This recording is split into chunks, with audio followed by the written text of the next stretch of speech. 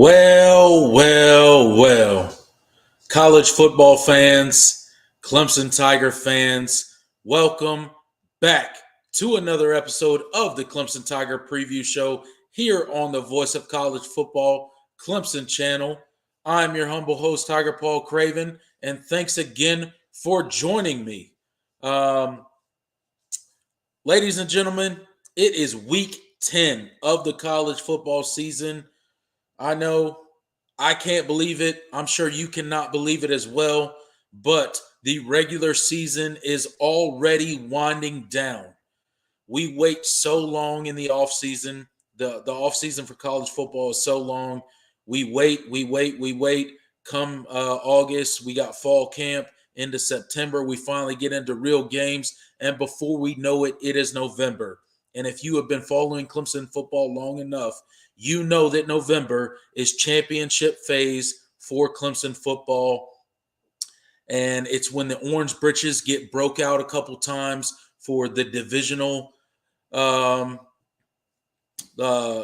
divisional conference championship, and then the conference championship and the ACC championship, and then on into the playoffs, so on and so forth. But sadly, that means the regular season is winding down for college football.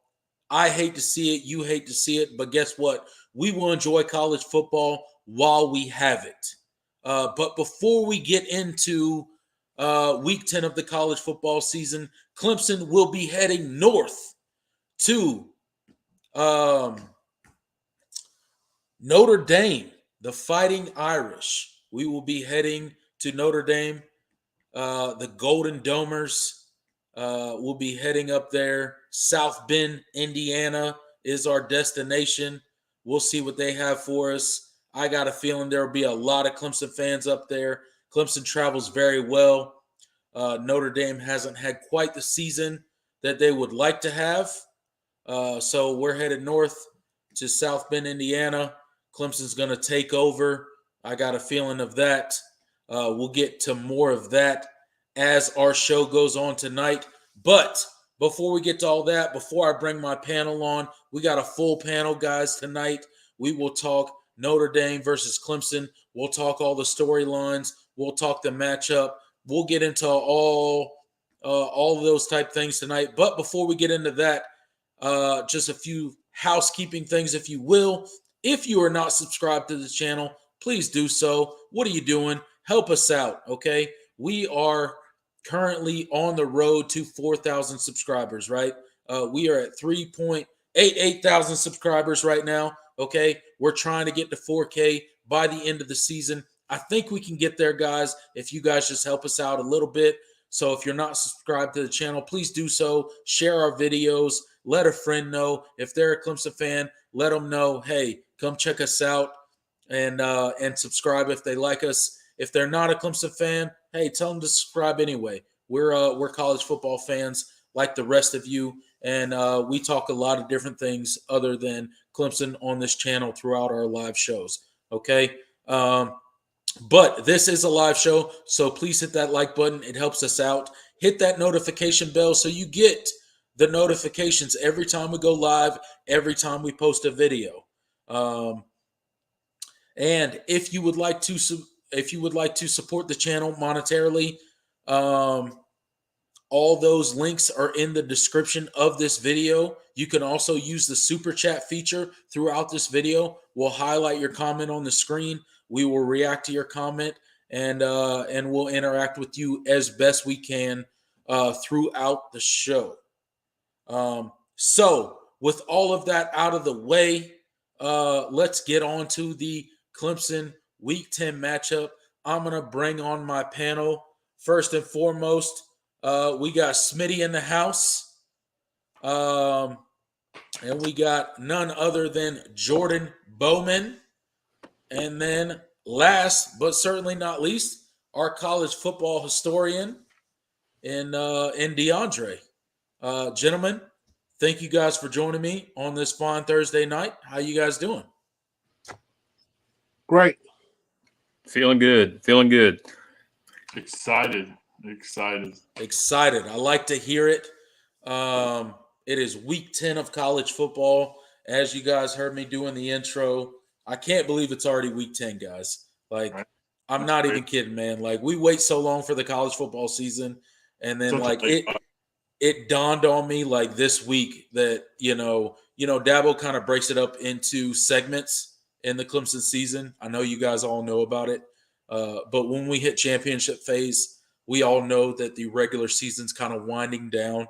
And it's sad. It's a bittersweet type of thing, right? Like, we know the regular season's winding down, but we have hopes for, what's to come in Clemson football. And, it's exciting and sad all at the same time because this is quite possibly the shortest and most exciting season of sports, in my opinion. So, thanks for joining me, guys. Whole period in December kind of fakes you out. Yeah, it does. It does, doesn't it? Makes it seem longer than it is. Right. Absolutely. So before we get started tonight, fellas, let's do some shout out to the chat. Let's see who's in here tonight. We got Rodman Tiger fan says, "Go Tigers!" Absolutely, go Tigers. We got our regular in the chat, John Sarian. He's in the chat. Thanks for getting in. We got Ellis in the chat. Thanks for getting in as well. And Taco Gaming in the chat. Thanks for getting in the chat, guys. Thanks for already commenting.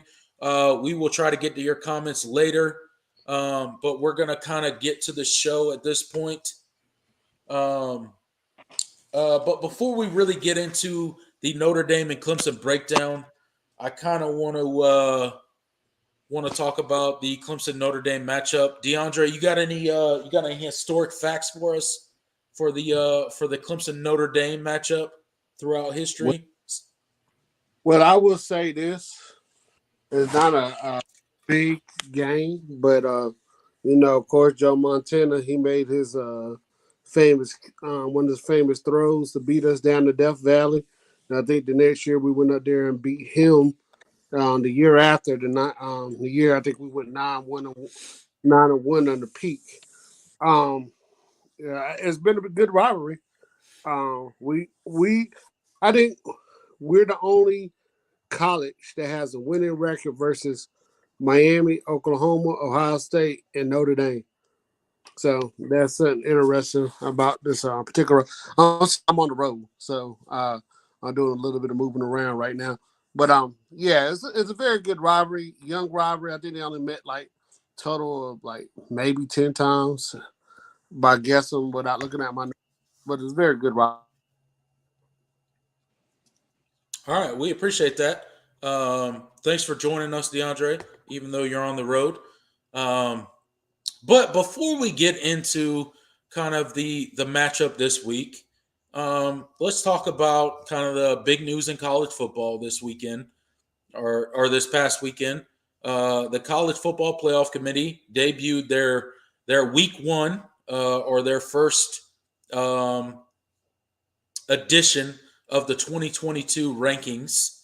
What were your guys' takeaway from the first week of the College Football Playoff Committee debuting their rankings? Well, I'd be lying to you if I said I wasn't a little bit surprised at Clemson's placement at 4. But Okay.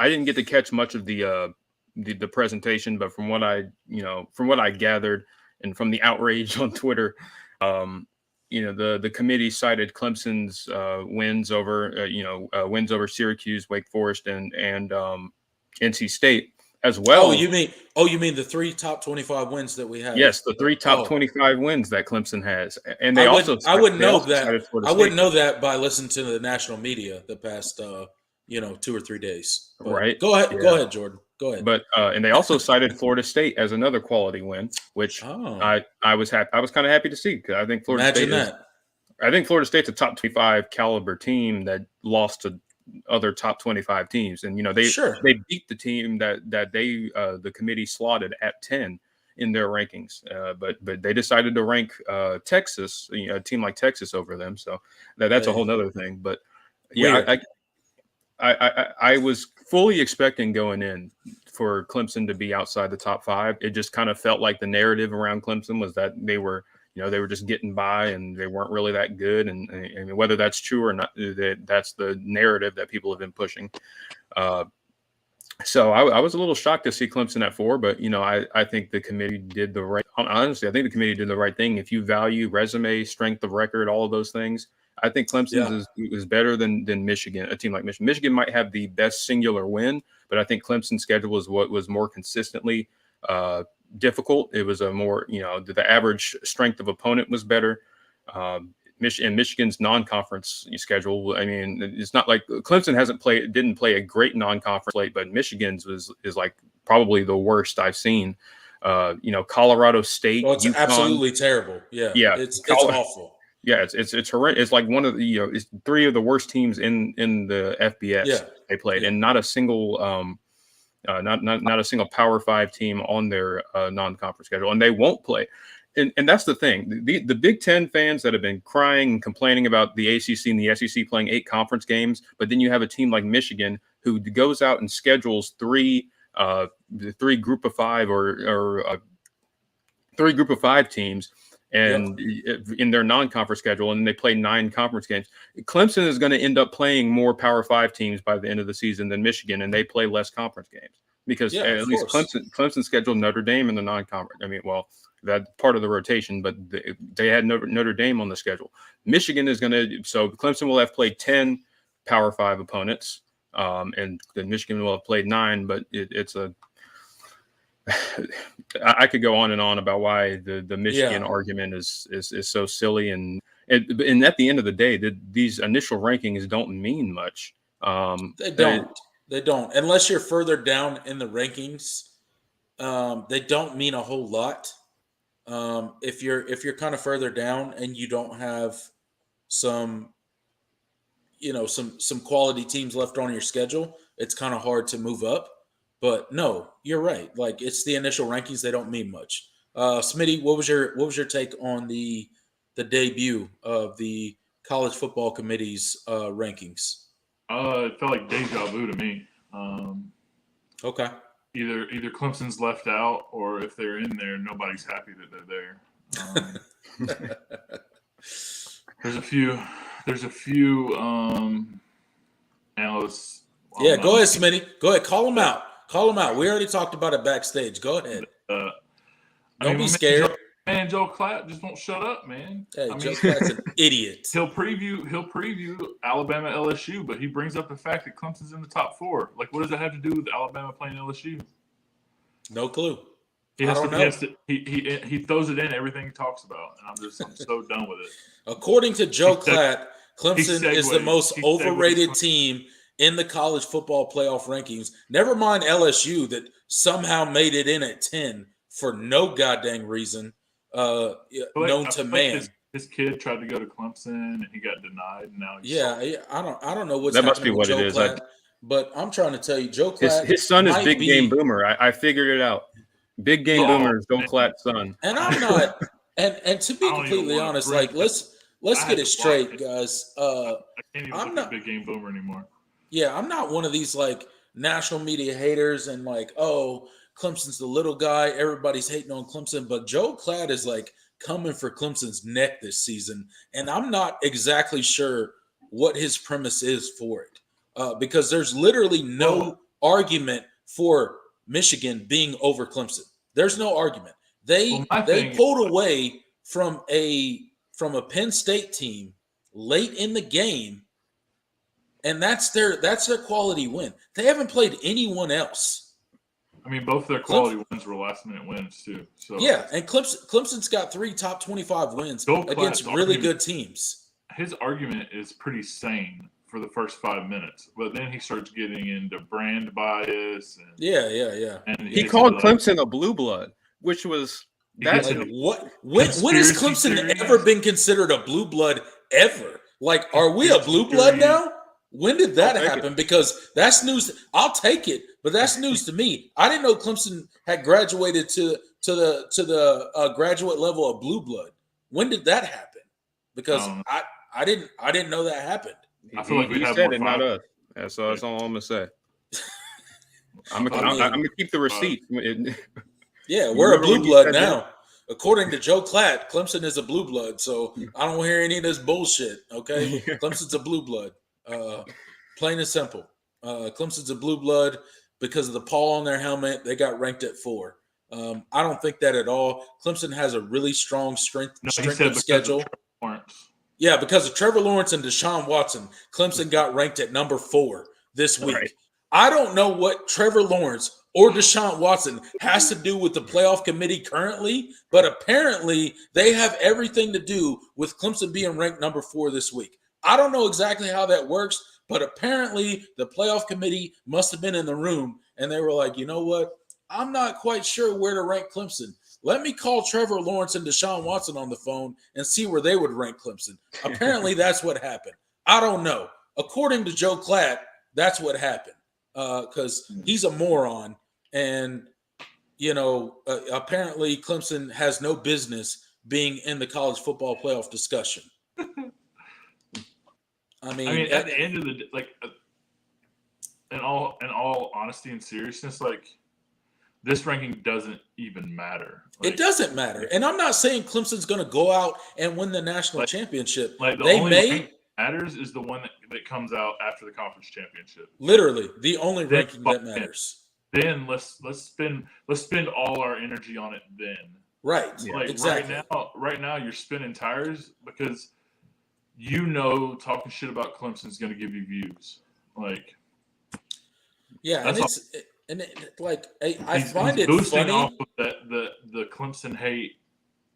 The hate. I find it funny that Clemson was the biggest issue with this committee's initial ranking.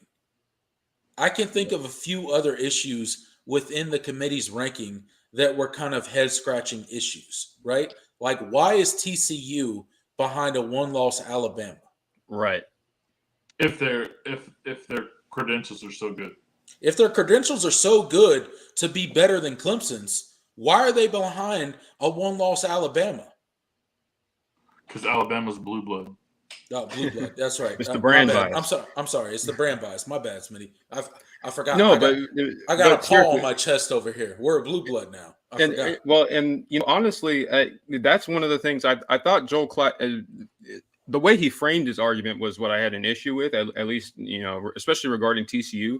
Because honestly, I think the point is valid, questioning TCU being that far back, being an undefeated team. I mean, I thought he made a good. I thought he actually made some good points that TCU's played a really. I mean, their schedule and strength of record have been comparable to Clemson's, and they're 3 spots behind. And I don't think it's because Clemson is overranked. I think they underranked TCU. I would put TCU ahead of Bama right now. If we're just if we value resume, they're undefeated, and they've beaten. I think the stat he cited was that TCU was like the second or third team in college football history to beat a ranked team each week in the month of September, I think. Right. That is the stat that he pulled out. Yes. Yeah, which is impressive. So what? That's absolutely impressive. Yeah. But you can't discount the fact that Clemson also has 3 top 25 wins that were currently ranked by the College Football Playoff Committee. Right. So what does that mean? Like, does that mean nothing? Because and then he cites, Clemson, I don't care what Dabo Swinney says, Clemson has a quarterback controversy. Well, Joe Clack, just because you say Clemson has a quarterback controversy doesn't mean Clemson actually has a quarterback controversy. Yeah. Guess what? People are entitled to a bad game. Right. DJ has played great the entire season. Minus the first half in the Georgia Tech game and the Syracuse game. We'll give those 2 outliers that be what are they may. I believe those are outliers. He has stepped up. He has proven that he could adjust. He has proven that he can face adversity. So I'll continue to believe that until he proves me otherwise. And at the same time, if he does, I truly believe that Clemson has a quarterback in the waiting that could get the job done if asked. I think Cade Klubnik is the guy that could get the job done if he's truly asked to. Now, I hope it doesn't come to that. I think DJ is the guy for the team this season. But if I think push comes to shove, Dabo has proven time and time again that he will make the correct decision, especially at the quarterback position, to give Clemson the best chance to win the game that they are currently playing. Whether that's DJ, whether that's Cade, it doesn't matter. Dabo is about winning games. He has proven that. So if he says DJ's the guy, I'm going to trust him and I'm going to say DJ's the guy. And I think he is a good enough coach, and he is smart enough to realize when the time for the switch would happen. It happened in the Syracuse game. I don't think that game was won because of DJ. I think it was won because, or not because of Cade. It was won because of the offensive line and our running backs. But Cade did provide a spark and kind of a tempo aspect to our offense that we didn't have with DJ in the game for whatever reason. But you can't take one game and be like, now we have a quarterback controversy just because a player had a bad game. Lots of players have lots of bad games. I don't accept that as being a full-fledged quarterback controversy. Now, if Cade would have came in and threw for 400 yards against Syracuse or 200 yards in the second half, all right, maybe we may be talking about some things. Right. But that wasn't the case. Cade was not the reason that Clemson won the game against Syracuse. The game against Syracuse was won in the trenches in the second half of the game. The defense pitched a shutout, and the offensive line stepped up and said, you know what? We're going to run the ball down your throat, and there's nothing you can do about it. And that's what happened.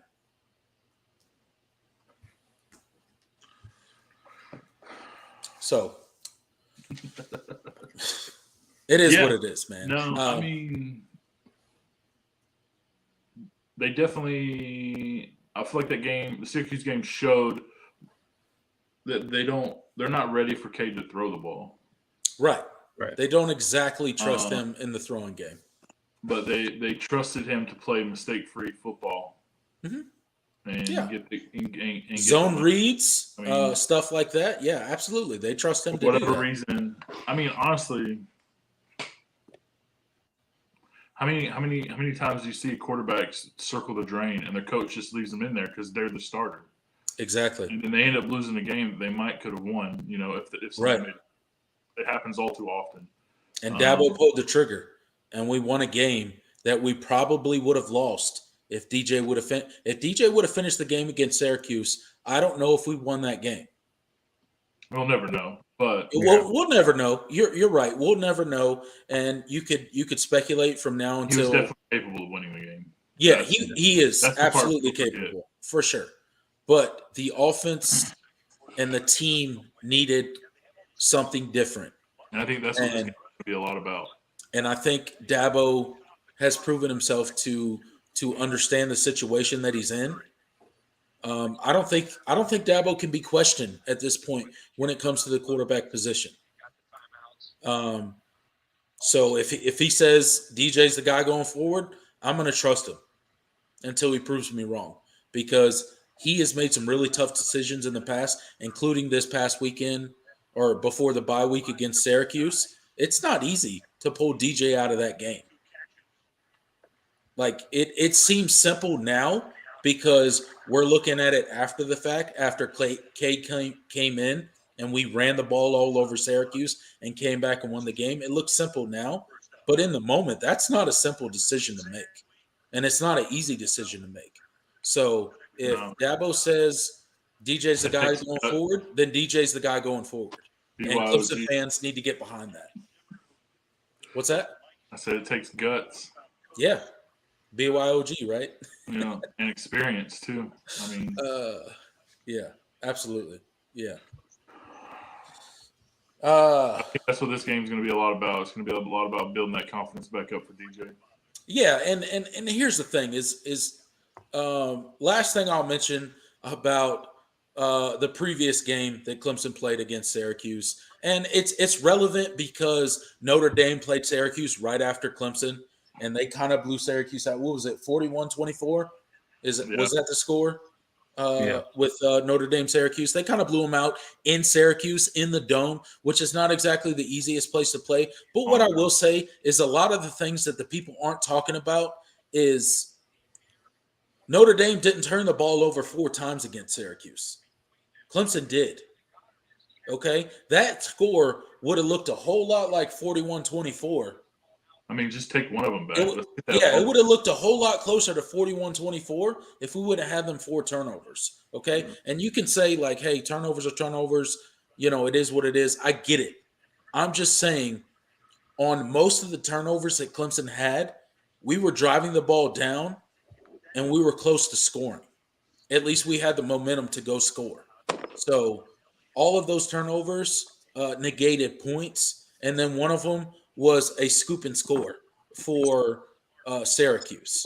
So it wouldn't exactly have been a close game had Clemson took care of the ball.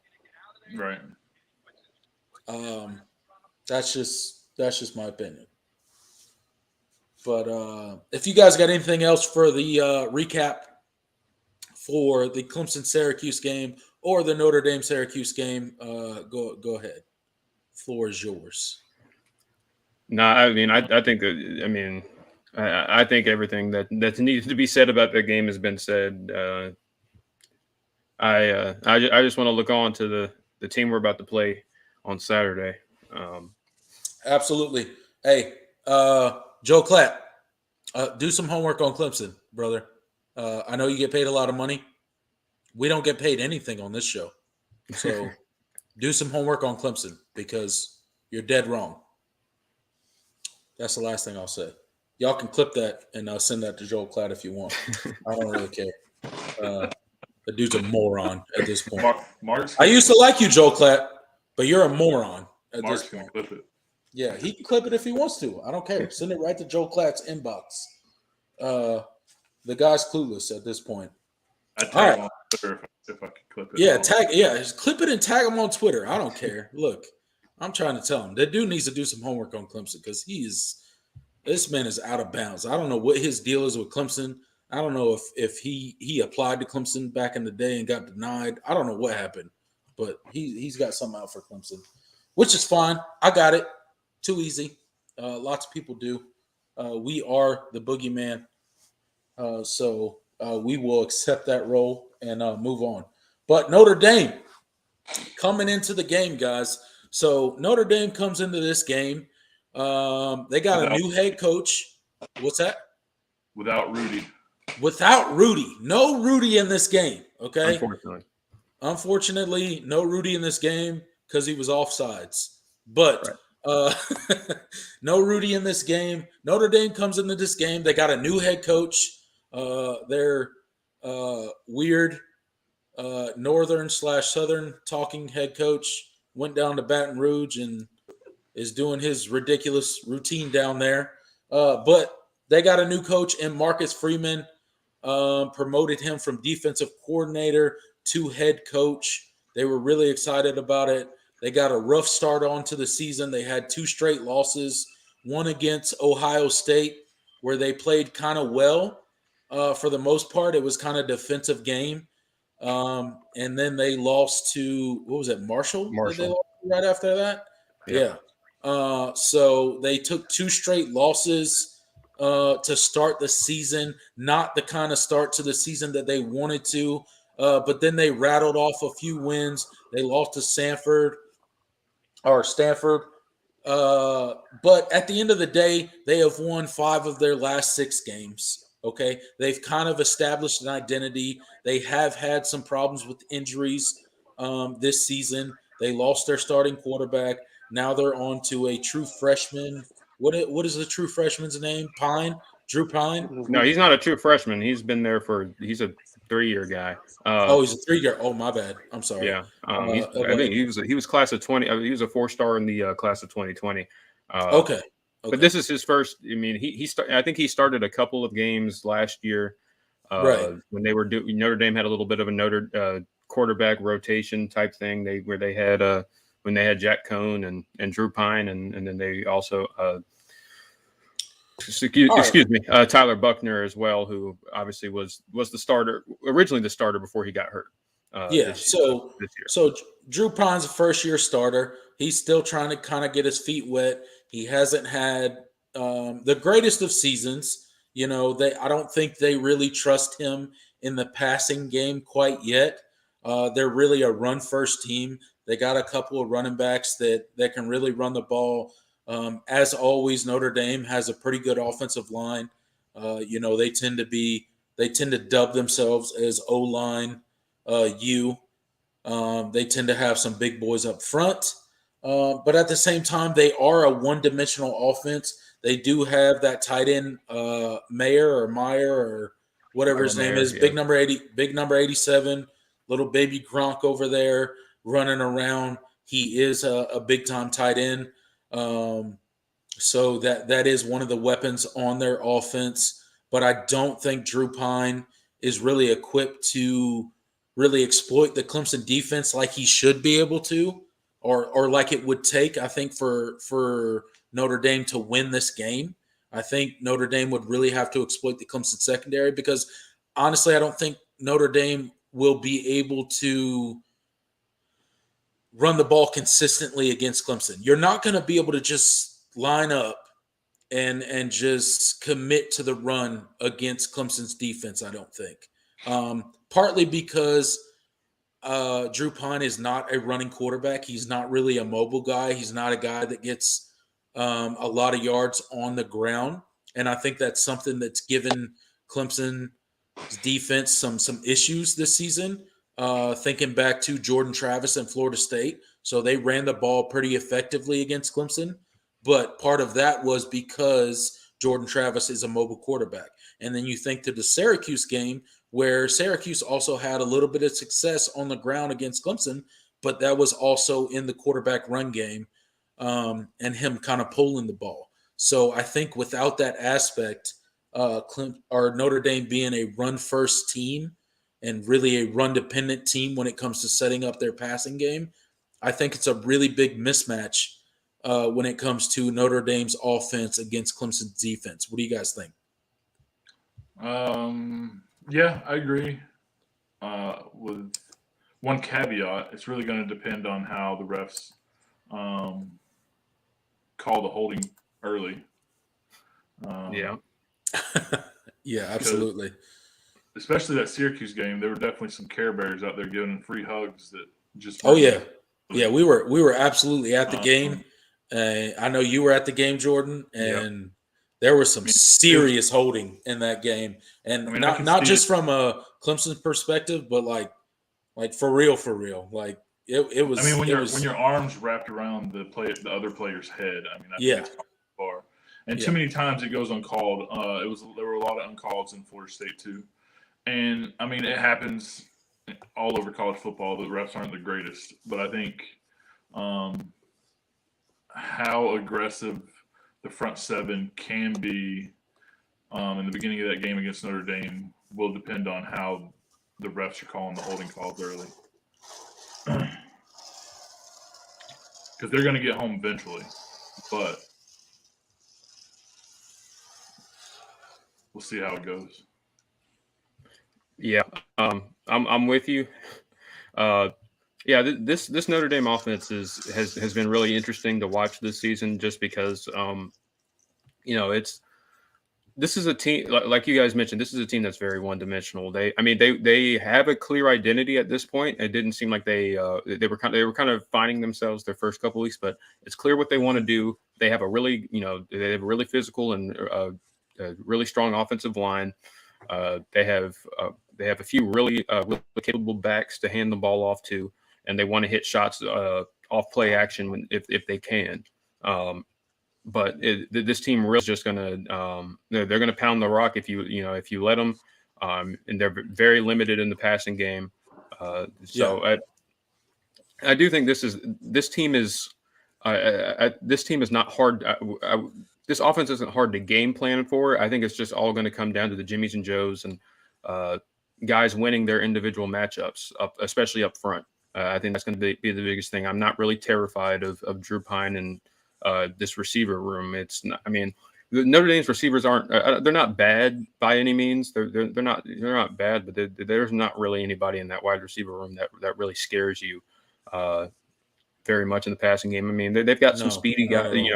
Lindsey and Styles can get behind you if you're not, you're not being alert. But they have not been super productive this season. It's clear that when Notre Dame wants to pass the ball, their first option is Michael Mayer at tight end, and really nobody else. Drew Pine, watching some of their recent games, when Drew Pine has dropped back to pass, he's looking for Michael Mayer every time, almost.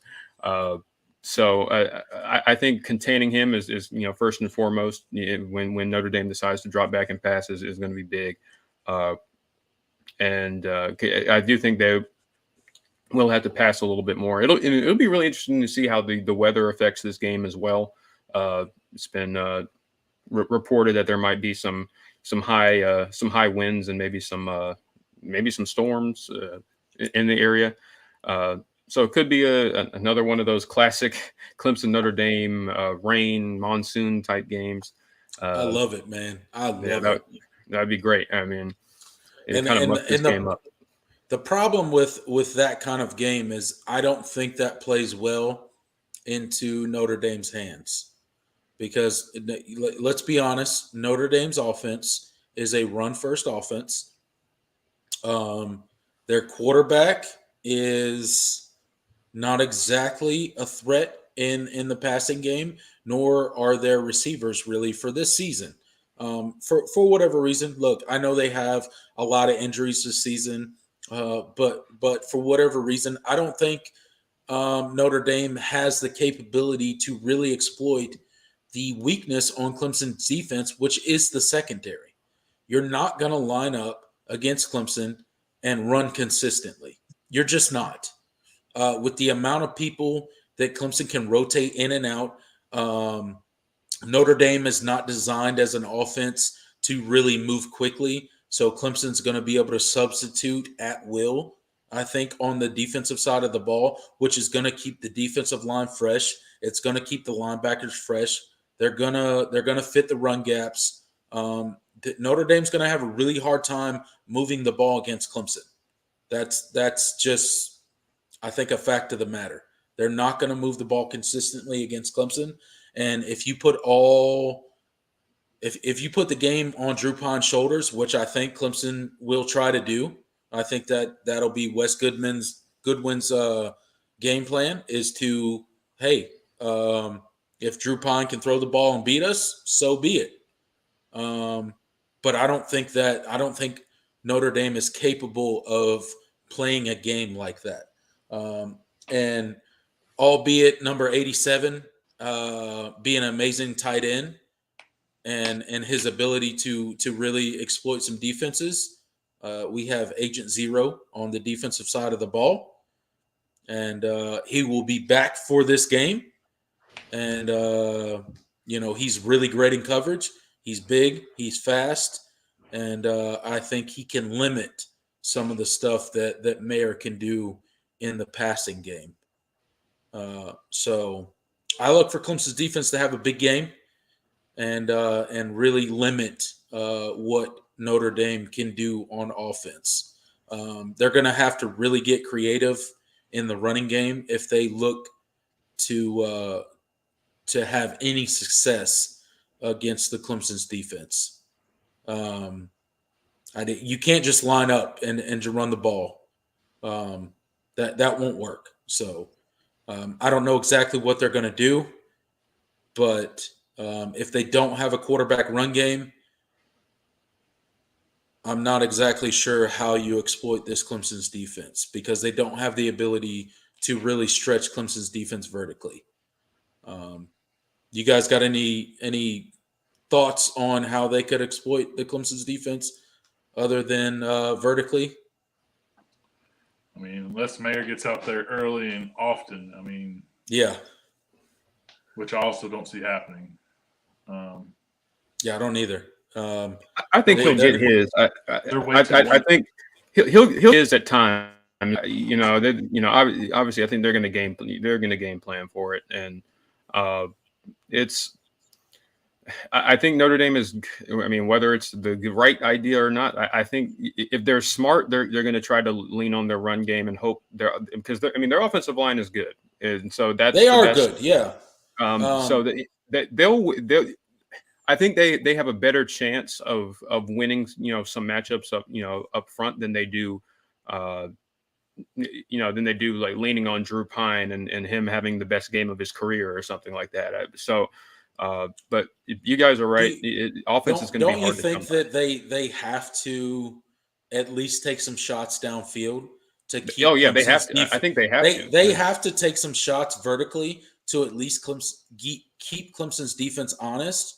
Because if they don't, there's no chance. Because if Clemson doesn't respect their ability to throw the ball, it's over. With that front seven, you're just not going to you may break a run here and there, and you may hit a pass here or there with Mayer, but consistently sustaining drives. It's just not going to happen without a lot of creativity on the Notre Dame side of the ball. I don't think. It's not a good matchup for Notre Dame. Their strengths are our strengths on defense, and unfortunately for them on offense, they don't have really the ability to exploit our weaknesses on defense, like a Wake Forest or a Florida State when they got a mobile quarterback that could kind of do the read option and really deceive the defense and make them hesitate and kind of gain some yards there. I don't think Notre Dame's offense has that kind of thing. So I think that's why they will struggle more so than some of the other offenses has against Clemson's defense. But we'll see. We'll see. But talking about Clemson's defense, another couple weeks. Our bye week, I think, came at the best time possible for Clemson. I don't know if we've had a bye week this late in the season in a while, but it was much needed. I can remember us talking on several shows this season about we need a bye week and we need it badly because of our secondary being injured, taking a lot of injuries back there. We know the injuries that we had on the front seven with Xavier Thomas, with Brian Brzee being out for both personal reasons and all those kind of things. And then, some other injuries on the front line. What's that? So Fred Davis was out a couple games. Fred Davis was out a couple games. Green was out a couple games in the secondary. Tyler Venables is his moped accident. His moped accident, slamming his head in a car This dude's out here being freaking evil Knievel out here. I don't know what his deal is. We need to call up Brent. We need to call up. Bro, I'm trying to tell you, we need to call up Brent Venables and be like, what the hell is wrong with your son, bro? Like, is he trying to sabotage Clemson's team? What the hell is wrong with him? Buy him some bubble wrap or something. Yeah, bro. Like, what is he doing? Lock him in the dorm. He is not allowed to ride a moped. He's not allowed to go outside. He's got to Zoom every one of his classes. Stop it. Don't go wake put on a helmet on every time he walks. Yeah, put a helmet. Yeah, do something. Come on, Tyler Venables. What are you doing? Stop being evil Knievel. But our defense has gotten more and more healthy as the season has gone on, which has been good for Clemson. I think our bye week came at the right time. What do you think some things that Clemson could have worked on that we hope they worked on in the bye week, both offensively and defensively, with the self-scout that they kind of talk about doing in the bye week? What do you guys want to see from both the Clemson offense and the Clemson defense going forward that you hope that they self-scouted and improved on as these last few games of the regular season go on? I think number one, for me personally, definitely has to be coverage and communication in the secondary. Yeah. Those guys definitely got to get better there. Absolutely. A defense so dominant in the front seven, shrinking the weakness in the back end would be phenomenal. Number two, just the chemistry between the receivers and DJ. I think that has a lot to do with the lack of that, or not necessarily lack, but like the rocky starts in games, and DJ seems to get in his head, and then just everything kind of goes out the window. I think if the chemistry was better, I think he could really lean on some of these receivers. And at the very end of the day, I don't know why, but Davis Allen should be leaned on heavily, especially if someone's having a bad game like DJ was against Syracuse. Yep. He's probably, I would dare say, the best tight end Clemson's had since Dwayne Allen. Yes, by far. Yes, absolutely. By far? Are we forgetting Jordan Leggett? Or I don't think we are, but as far as body type and just the I mean, Jordan Leggett didn't like the block, so he didn't like the block. He wasn't as a complete of a tight end, and I think Davis Allen can he can really bully corners when it comes to his catch radius, which I know Jordan Leggett did very well. Demonstrated on the final drive of Clemson's first national championship drive against Alabama. So don't get me wrong, I'm not disrespecting Jordan Leggett at any point in time. I mean, if Leggett was a better blocker, he'd have made it in the NFL. Absolutely. Yeah. And that's kind of why he kind of fizzled out in the NFL. And that's why I think Davis Allen will probably get a few more chances than Jordan Leggett did, because he is a good blocker and he is willing to kind of get down and dirty when it comes to those type of things. Do you guys think? Well, I'll let you answer the question I just asked Jordan, and then I'll ask my next one.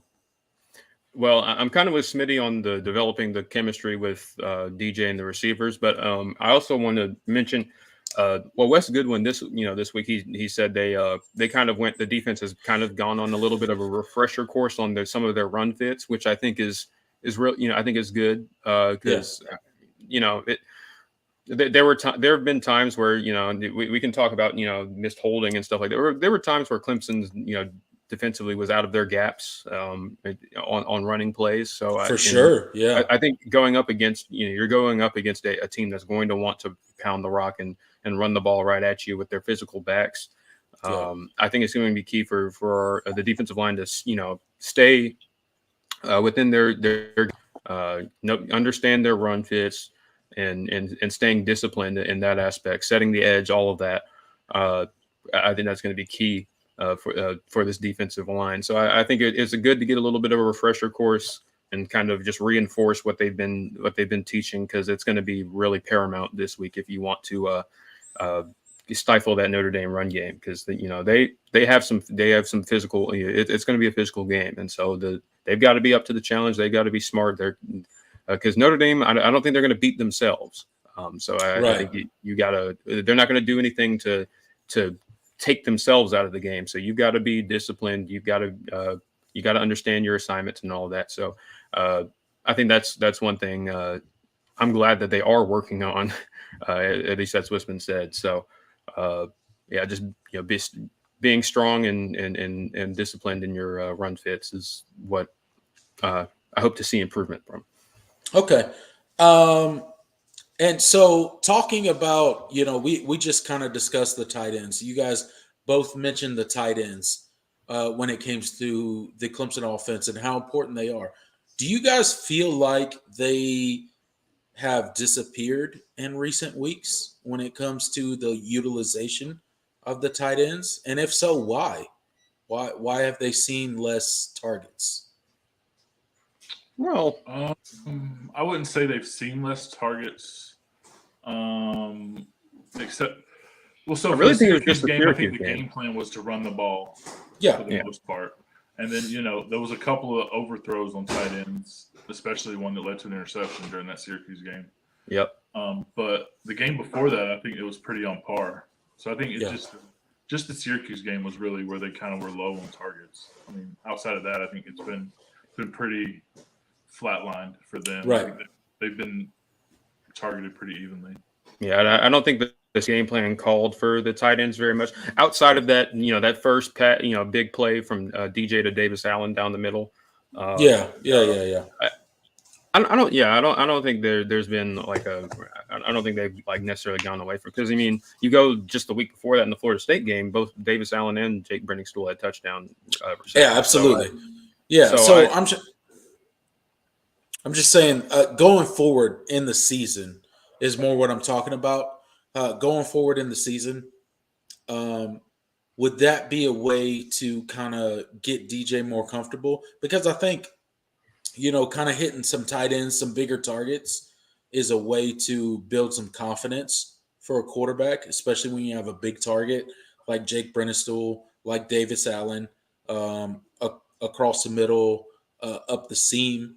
Is that something that could, kind of spark DJ's confidence, especially leaving a game like he had against Syracuse, where everybody's kind of talking about, 2021 DJ and has he regressed? Does he need to be quote unquote fixed again and all that kind of stuff?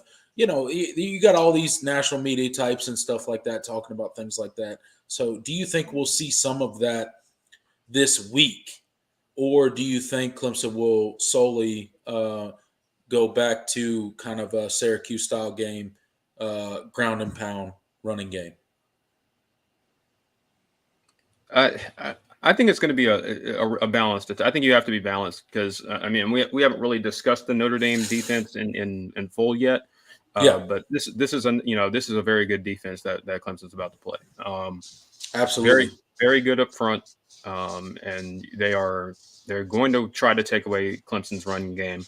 And an older defense too, by the way, yeah. like a veteran defense, if you will. Very experienced. They have some really nice playmakers on that side of the ball. They're going to try to stop Will Shipley. They're going to try to stop Phil Maffa, so I think you got to be balanced because I do think that Notre Dame's secondary is not a bad secondary, but I think they're a little iffy at corner sometimes. They're starting a true freshman back there. So, I think there are some matchups that I think Clemson can exploit in the passing game. You just got to be, first of all, the offensive line has to be, the offensive line has to hold up because Notre Dame is going to try to get after it in pass rush. We got to contain Isaiah Foskey and guys like that. But I think there are some matchups, that I think Clemson can exploit there. So I think you're going to see more of that balanced attack. I do think you'll see the tight ends get involved. Again, the running back. I'm sorry, not the running backs. The weather, as I mentioned, could play a factor in how both teams play this game. But if we're assuming that the playing environment is more or less normal, I think you're going to see a really balanced attack. I think you will see a lot of the tight ends involved. I do think, and shout out to D-Rock Irish. He's a regular on Mark Rogers' channel. He's mentioned the linebackers have not been great for Notre Dame this year. I think, when a team doesn't have great linebackers and that's not good. And you have really good tight ends. That's a good combination. Right. So I do think that you'll see Clemson involve the tight ends in the passing game. Try to create some matchups with Davis Allen or Jake Brenningstool on one of their linebackers and get them the ball as well. I think you'll see a nice healthy dose of Antonio Williams, getting him the ball out in space, take a couple shots down the field. I do think I think they will try to test Notre Dame's corners. Clemson's receivers aren't, world beaters, but they still got some physical dudes. I think you'll see some shots to Ngata. Hopefully, we see more shots to Bo Collins. Like to see that connection kind of come back a little bit because that is something that has kind of gone away in recent weeks. Like I said, it's going to be a balanced attack. You've got to keep the Notre Dame's defense honest because they're going to try to take Shipley out of the game, and make DJ try to beat them with his arm. And so, it's not going to be like Syracuse where run it, 50 times for 200 yards. That's just not going to happen. Yeah,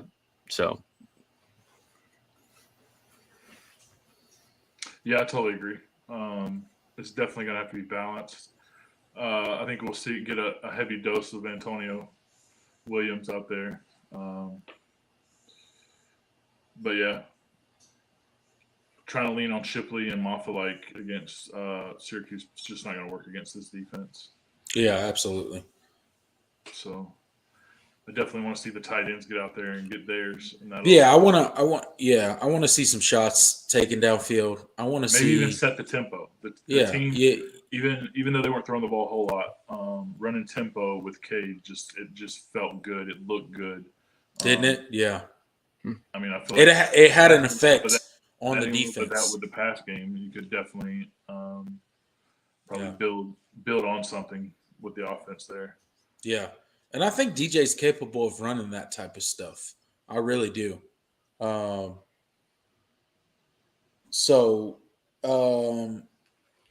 With that said, what do you guys think will be Clemson's offensive approach when it comes to so Notre Dame's defense, like we said, we'll get into it now. Since you mentioned it, Jordan, Notre Dame's defense is really stout. They're a veteran defense. There's a lot of older guys on that defense. They know what they're doing. They don't allow a lot of they're a veteran defense. They don't allow a lot of yards. They do their job. Let me pull up some stats here for the defense. Some team stats here. Notre Dame's defense comes in allowing only 22.1 points per game. They allow 204 yards rushing and 129 yards, or 204 yards passing and a 129 yards rushing a game. So they do have a veteran defense. They do have some guys that know what they're doing. What do you guys see from the Notre Dame defense, and what do you expect from them coming into this game? Be it a home game, I'm sure they will be inspired. I'm sure they will be jacked up for this game. I'm sure it'll be quite the atmosphere. I mean, it's a 7:30 game. Look, it's a night game. Any night game, the crowd's going to be jacked up. So, what do you guys see Notre Dame's defense coming in? How do you think they will react to the Clemson offense? What do you think they will try to do to limit the Clemson offense? I think Jordan brought up earlier. They're going to try to take Shipley out of the game. Yeah, they're going to try to take the run game out and force DJ to beat him with his arm. That's what I would do. That's what I would do. I mean, I think it's going to be. They're not going to surprise you with anything. They're going to play hard-nosed football. They're going to get out there. They're going to be extremely physical and force you to do something that they feel like you can't do. So yeah, I think that's pretty much it. And that's kind of the Notre Dame mantra, right? Is like they are a very physical team, both on offense and defense. They're a run-first team. They're very physical in the trenches. And this game will be won in the trenches. So offense and defensive line are going to be very important in this game. Jordan, what do you see from Notre Dame's defense? I know you did a show earlier this week with some Notre Dame guys. So what do you see Notre Dame's defense doing coming into this game? Yeah, they're going to win they're going to want to win the battle up front. I think they're going to do. I think they're going to. And kind of like what Smitty said, they're not going to do anything special to you. Honestly, their defensive coordinator is someone who Clemson is familiar with, Al Golden, formerly head coach at Miami. We all remember how his tenure ended, but no, we do. Dabo ended his tenure. Yeah, we know. I think he's done a solid job with this Notre Dame defense. I think this is, like you said, it's a very experienced group. He's kind of implemented that system, and they've had their moments where they haven't looked they haven't looked great, but they've kind of pulled it together in recent weeks. But this is a defense I do think Clemson will be able to move the ball on. It's going to be about it's going to be about finishing drives, because I think that's kind of I think that's going to be the biggest thing. This defense they're really experienced. They're not going to make a ton of mistakes. So it's really about putting them in conflict and taking some of their playmakers out of the game. Because really, I mean, there's not. I think this is full of really good players. I don't know if there's other than Isaiah Foskey, I don't think there's a truly elite. Maybe Brandon Joseph at safety, but other than that, I don't think there's really any elite guys that difference makers. So yeah, I do think I do think that Clemson's offensive, especially their offensive line, I think they'll be able to, and with how they've played this season, I think they'll be able to win their fair share of battles up front, and I think it'll allow Clemson to be to have a balanced attack on offense. It's really about finishing drives. Will we see a huge dose of BT Potter? Because I do think that. I think the goal should be to finish it's always the goal, but I think especially this week, I think finishing drives for touchdowns is going to be huge, because if you kick field goals and let Notre Dame, hang around in the game, anything can happen. anything can happen in college football when you let lesser teams. And no offense to Notre Dame, but when you let lesser teams hang around in games, anything can happen. Right. And the kicking field goals is one of the number one things you can do when it comes to that thing. So, and this Clemson offense has been really good in the red zone. Other than the Syracuse game where they had their first red zone attempt that didn't finish in a score. Right. But this Clemson offense has been really good when they've gotten in the red zone on the totality of the season. So I do think this is a team that I think Clemson can move the ball on. It's just they're going to have to be creative, and you got to get Will Shipley the ball. You can't just let Notre Dame take him out of the game and just be like, oh well, we're just gonna. You got to give him the ball, whether it's in the passing game, finding ways to get him the ball. You obviously the traditional run game, you still got to do it, but getting him involved in other ways is going to be huge because he's a big part of the offense. I want to see a lot of Phil Maffa as well. Just he's a super physical back. I think he's especially if he gets to the second level, I think I think Notre Dame is going to have a tough time getting him to the ground. It's going to be big, but DJ has to be comfortable in his reads. He has to as well. I'm gonna try to make him uncomfortable and take him off his game. And so I think Brandon Streeter is going to find ways to give DJ easy completions, get him in the rhythm of the game. You will see DJ run the ball. You'll see some of the QB run game, but because that's a part of this offense. But I do think when DJ takes a couple of hits, it really gets him in the game. And so I think you'll see a good dose of that as well. So just keeping this Notre Dame defense off balance, showing them different looks, and being balanced is how Clemson comes out with a win here. Smitty, go ahead. What were you saying? No, I went first. Oh, I thought you had something to say right before Jordan. No, not at all. I think Jordan finished it out pretty. Yeah. So perfectly. All right. That's kind of the Clemson Notre Dame breakdown. So, what we'll get into now is kind of our game plans for the game. Okay, so we'll go kind of around the horn. What's that? Oh, never mind. My bad. Wrong game plan. If you were Clemson's offense, how would you approach this game? The game or the first drive? Both. Go ahead. So the game, you want to be very balanced, like Jordan said earlier. But I think to build DJ's confidence and to take the crowd out of the game early, like you got to come out there fast. Okay. Maybe. So you taking shots first drive? Shots. You taking shots? Okay. Yeah. Who you taking shots to? Davis Allen, Tony Williams, Bo Collins, everybody really. Okay. Give it to Shipley in space. All right. Okay. Yeah. No, I like it. Send Shipley on a wheel route. Do something. I mean, that kind of worked against it. I like it. I like it. I think that's the most underutilized part of the offense is not giving Shipley the ball in space. Yeah. No. Yeah. No. I think. You definitely have something there, Jordan. What do you got? If you were Clemson's offense, you were scripting the first drive. What would you come out with?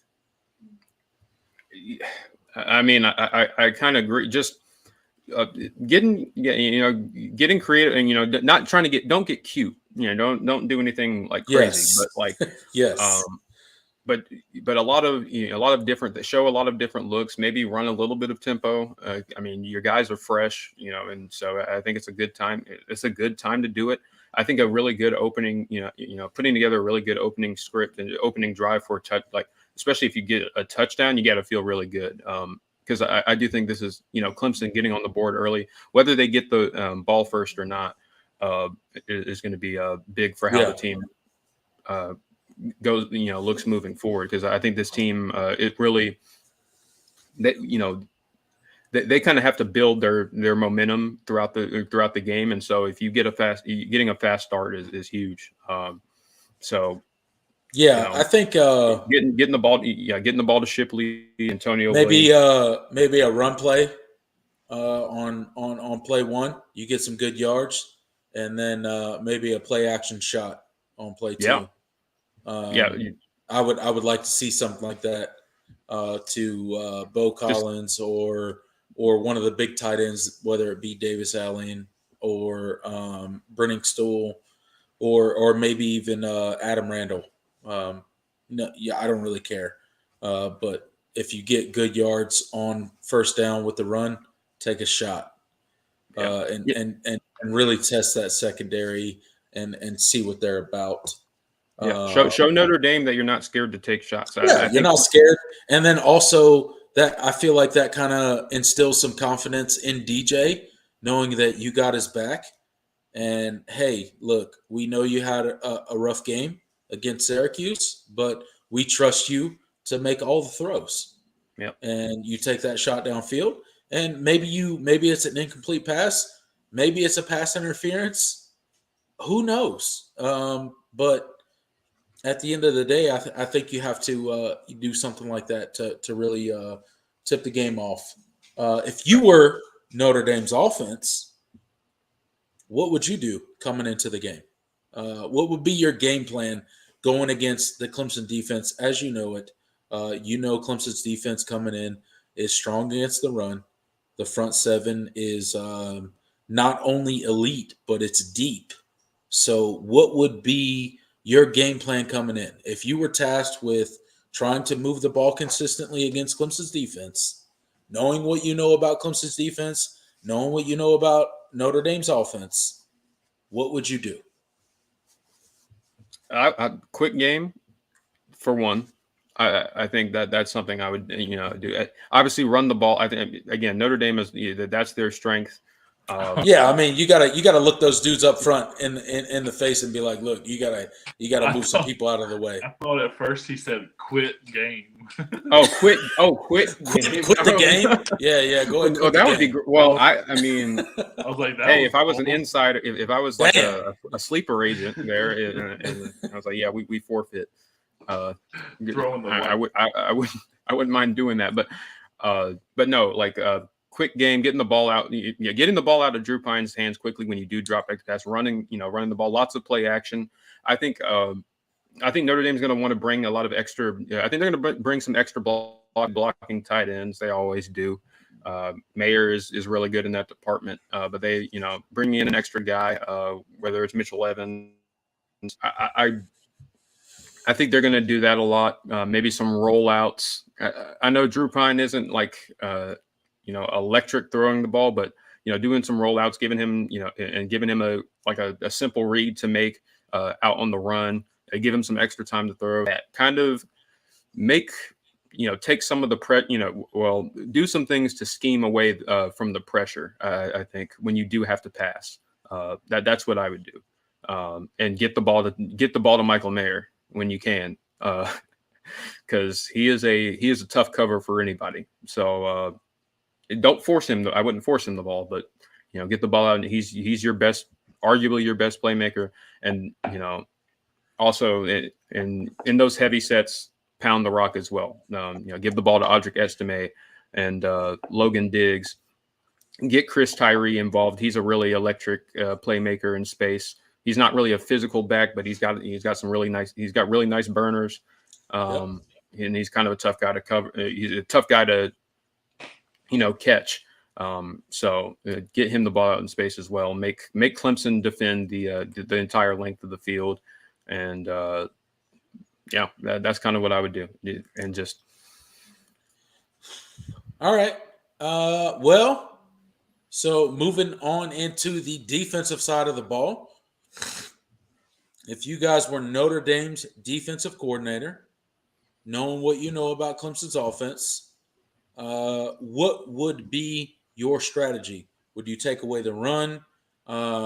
Would you do kind of a mix and kind of confuse DJ? Would you come after DJ? What would be your strategy trying to limit the Clemson's offense? I would send pressure. Personally, Pressure. Okay. yeah, pressure. Blitz. Step in the box, man up. Okay. So stack the box, pressure DJ. Okay. And the thing is, DJ is actually graded out really well against the blitz, but I think you have to. I think you have to do it. Because you gotta kind of say, hey, if DJ beats us, so be it. We're not going to let the run game beat us. You send pressure and hope Syracuse DJ shows up. That's what you do. Because I mean, hope you get the turnovers. Yeah.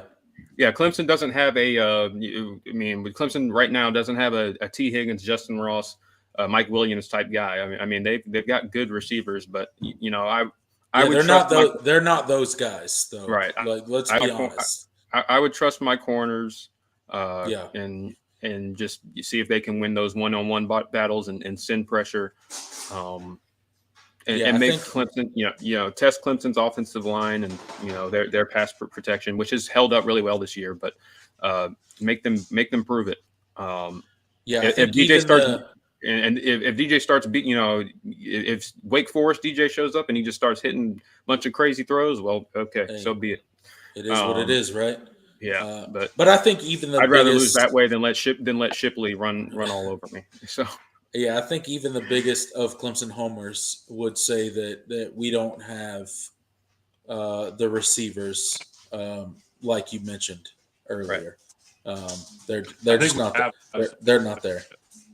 What's that? I said I think we have them. I just don't think they're there yet. Well, I don't know what they're waiting on. You guys. How likely is this the Adam Randall breakout game? That's what I was trying to hint. Look. Smitty has been talking to me about this Adam Randall breakout game. It's coming, man. I'm kind of with probably Smitty. I'm preseason, and he's been saying it's coming. I believe him, but. At this point, I'm kind of getting to where I believe it when I see it. He's about to have that Deion Kane game. Okay. All right. Well, look, I hope so because Clemson's going to need it. At some point in time this season, Clemson is going to need that sort of Deion Kane breakout game that he had in the playoffs. Like Deion Kane, he came out of nowhere in the playoffs in 2018. Making crazy circus catches, right? So we're going to need that at some point in time, especially if we're trying to go where we're actually planning on going. So, yeah. Because I think between if they run a 2 tight end set with Randall and Antonio Williams and Shipley, I feel like they could be unstoppable with DJ. That'd be fun. I hope we see some of that. It might be. Don't ask Joel Klatt about it though, because Clemson's overrated according to Joel Klatt. All of you guys in the comment section right now, just refer to earlier on in the video. We talked all about it. I just wanted to drop that in case anyone in the comment section forgot about it. Fox is an NFL channel. Yeah, Fox is garbage. They should stick to the NFL. They don't know anything about college football, clearly. Anyways, what have we not talked about? We talked about Clemson's offense. Want to talk about special teams? Because special teams. Me and Will on the Notre Dame live talked about. I saw that. So I saw that you and Will from the Notre Dame fan broke down special teams. Talked about how it kind of could be a key in this game. How do you guys see special teams factoring into this game? Now, Clemson this year, surprisingly enough, special teams hasn't been Clemson's exactly our strong suit under Dabo Swinney for the most part, if you look at it. But we have managed to block quite a few kicks this season. Our punting wasn't great starting the season, but I will give our punter some shout-outs. That he has gotten better in recent weeks. He has started to really become, kind of a weapon for Clemson, if you will, in the past few weeks. So, how do you guys see special teams playing out in this game? It'll be big. Basically, I mean, especially if you, this is going to be a rock fight. It's going to be a physical battle. There are going to be drives for both teams that stall out, and they're going to have to kick field goals. Yep, it's about who has the least amount of those kinds of drives. But I think I think both teams have really capable field goal kickers. So that's going to be big. I do think special teams is a place where both teams can steal extra yardage. They both have capable return men, and also really capable punters. So I think the battle of field position will be is going to be a big deal. And they both got really good coverage units as well. They don't allow much in the return game. So it's going to be really interesting to see how that battle kind of plays out. Because especially if the weather is a big deal, it's the field position battle is going to be paramount to the success of teams' offenses. So I think these are two of the as far as grades are concerned, the best units in the country right now. I think Clemson's is 7th, maybe Notre Dame. I can't remember. I think both are top 10, top 15. Special teams units in the country, so it's going to be it'll be really interesting. And you already mentioned both Clemson has blocked a few kicks this year. Yes, we have gone a long way. So we'll see if it's windy. That could play a huge factor. I mean, if the ball was wet. When you're, when the holder is receiving that snap, that could play a factor. So yeah, I think it's going to be about who makes the least amount of mistakes. Absolutely. And can flip field position. So that'll be a big deal as well. So that's going to be a fun matchup between the two. And I think it'll be a subtle but important role in the outcome of this game. Mm-hmm. Yeah, and some of the mistakes that could happen, I definitely see on the Clemson side with how some punts are fielded at times. That could be kind of scary. But are you saying Will Taylor shouldn't be back there? Man, well, he hasn't been back. He wasn't back there much. I love him and I hate him. It depends on the play. Hey, bro, I'm trying to tell you. Look, Will Taylor, I'm sure, is probably a really explosive punt returner or kick returner. But man, he makes some mistakes back there. So go ahead, Smitty. You keep going. High risk, high reward is what they say. Yeah, absolutely. So, 100%. But yeah, definitely the special teams battle could be a big deal in this game for sure if the weather plays a factor as well. I'm excited, honestly. I can't wait. So I can't wait for this game. Did any of you guys think about taking the trip to South Bend, Indiana? I definitely wanted to. To go to this game. It's tough when you got 5 kids, bro.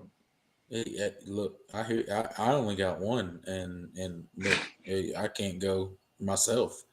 Jordan, what is the process for a Clemson student to go up to South Bend? What would that look like? One day. Well, that's hopefully something I do one day. But is there like an option for like the students to go up there though? Like, is that? Well, yeah. I mean, there's an allotment that you get, but it's. I mean, there's an allotment that the school gets, and it depends on. But you have to purchase them, and so it's not like okay. It's not like lottery. We're ignorant. Like, we don't know. Yeah. It's not like the lottery for home games, but okay. All right, I got you. But hey, because Notre Dame is the one that they distribute the tickets, and then to Clemson, and then they. But so Yeah. So speaking of the tickets, what do you guys think the stadium's going to look like at 7:30 kickoff I'm hearing it's going to be a on pretty good Saturday night? Clemson content. I think there's going to be a I'm lot here. of I'm hearing there's orange and going to be purple. a lot of Clemson fans there. I'm Yeah. hearing there's a lot of Irish fans selling some tickets. So what do Which you has been a guys? huge, which I'm sure D-Rock and Will, if he's still here in here, can attest. That's been a point of contention amongst Notre Dame fans. A lot of the Yeah. the fan base selling tickets, and it's not a new problem. You think back to what the 27 when Georgia went up there back in 2017, and it Yeah, was it like looked all like a it was like Georgia all freaking home game. look game. I don't think it's going to be Looked like that. I don't think it's going to be as bad as that, but I do think there's going to be I don't there's think going to be a so huge either, amount of but Clemson fans there. yeah, I think the Clemson contingency, because Clemson's a team that travels well anyway, regardless of where we go, and I'm sure if Clemson fans saw this on the calendar after 2020, where there was no fans allowed and everybody was kind of robbed of that kind of opportunity. I'm sure Clemson fans have circled this on their calendar and was like, if I can afford it, if by any chance I'm going to make it up to South Bend for this game. So, with Clemson being a well-traveled team, I would assume there's going to be quite a bit of orange in that stadium come Saturday night, and probably even more outside of that stadium come Saturday night. So we'll see. We'll see. What's the weather going to look like in South Bend on Saturday? I hear it's going to be maybe a little windy. Yeah. Mild temperatures, but maybe a little windy. A little wet, maybe. A little wet, maybe windy. But overall mild temperatures. No snow. Nothing like that. Unfortunately for the Notre Dame man. But so let's get into the betting line. Clemson is 3.5-point favorites. So, what are your guys' reaction to Clemson only being a 3.5-point favorite against an unranked Notre Dame team? Your initial reaction when you saw the line. Jordan, go ahead. Honestly, I wasn't that shocked. Really? To be honest. Okay. All right. All right. And simply because of the the way Vegas works, it's the past results don't really factor as much into betting lines, and I think Vegas thinks Notre Dame has turned a little bit of a corner, and I think they have, and I think there's some validity to that. And we got to think. I mean, Notre Dame has not had the start they wanted, but Notre Dame is still they still have a lot of talent on that team, and so and Clemson is playing in their place. So I mean, hey, if this was a neutral field, you typically give 3 points for home field advantage, touchdown favorite on a neutral field, or more, or maybe possibly slightly more. So it's shown that they're going to pull away from a team that has talent, not equal talent. I do think Clemson's is definitely a little bit more talented than Notre Dame. If we're talking recruiting rankings and all that, but they are still one of the, they still have a lot of talent on that roster, and they will be the most talented team that Clemson has faced. So in the kind of the styles and the way these teams, play, I think is conducive to a lower scoring, maybe tighter contest. So it doesn't surprise me at all that the line is as short as it is. But I do think this is a good opportunity for Clemson if they to make kind of a statement. If they do cover the spread, especially if they win by double digits, I think that'll be a nice tip in the cap, and it'll be a kind of a statement game for them. But yeah, the line doesn't surprise me. Vegas doesn't think either offense is going to be putting up video game numbers in this game. So tight get low point total, low spread, two really good defenses.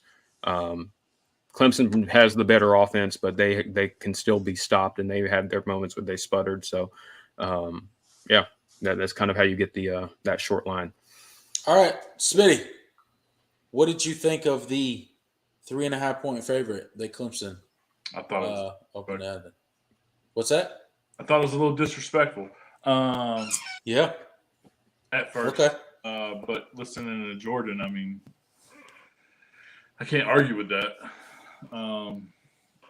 But at the same time, yeah, I would think of at least somewhere between 5 and 7.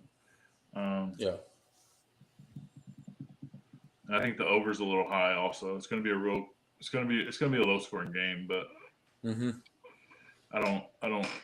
I see Clemson easily covering the spread. Yeah, I would tend to agree with you. I thought it was a little disrespectful to Clemson and kind of who we have been all season. And I think it was maybe made with some recency bias when it came to the Syracuse game, how Clemson kind of struggled against Syracuse, got out of there with a 6-point win, and, Notre Dame kind of went into Syracuse's house in the Dome and beat them by 17. I think some of that factored into the line. And I tend to not agree with it because, as we've outlined in this preview show so far, Notre Dame and Clemson is a terrible matchup for Notre Dame. It's not a good matchup. It's a mismatch when it comes to what Notre Dame likes to do on the offensive side of the ball. I don't think they're going to score a lot of points. I don't think they're going to be able to move the ball consistently. And for that reason, I agree with you. And we will get into the over-under, which is 44. You guys taking the over, or are you guys taking the under? I'll start it off with I'm taking the under. Go ahead, Jordan.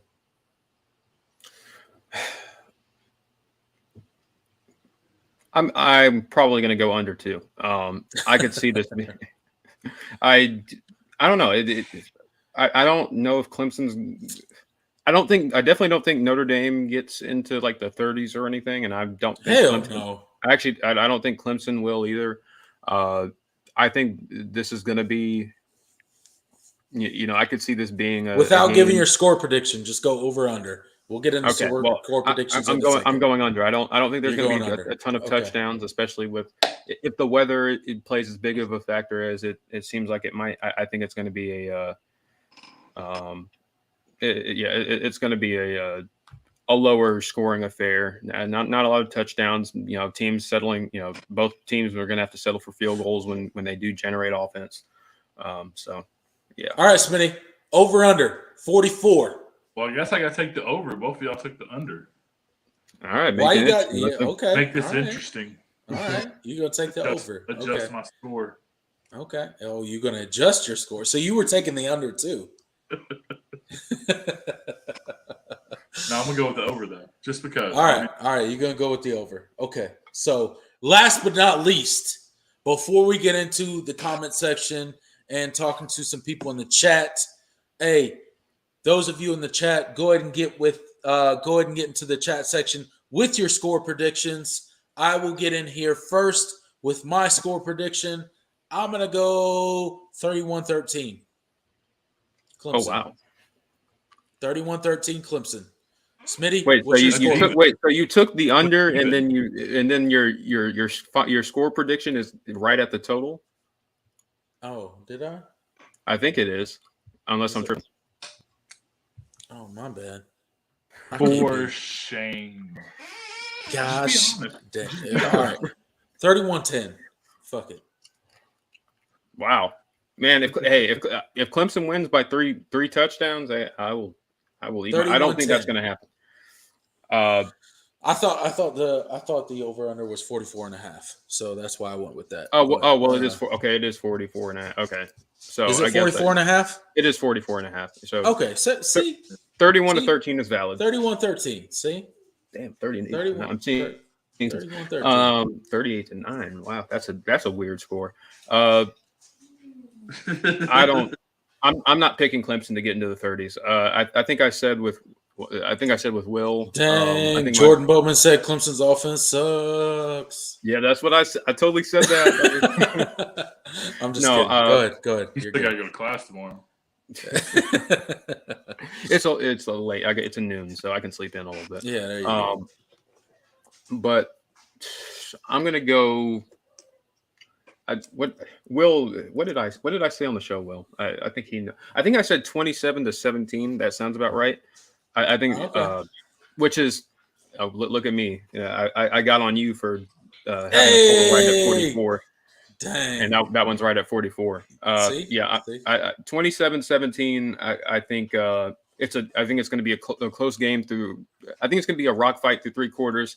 Clemson scores a late a touchdown to put the ball game away. They Kobe it in the fourth quarter. Huh? Kobe it in the fourth quarter. Yeah, Kobe it in the fourth quarter for sure. So yeah, I do. It's going to be a rock fight, battle of the trenches. Clemson comes out on top. They're able to generate enough more offense, and they put together a nice touchdown drive in the fourth quarter and hold Notre Dame off in the last part of the fourth quarter, and they come a nice win on the road. That's all right. That's what I'm feeling. All right, Smitty, what you got? What you got for your score prediction? 31-17. 31-17. That's what I got. Oh, so you're saying Clemson's defense sucks? Okay, I got you. That's cool. No, I'm saying they're going to. I'm just kidding.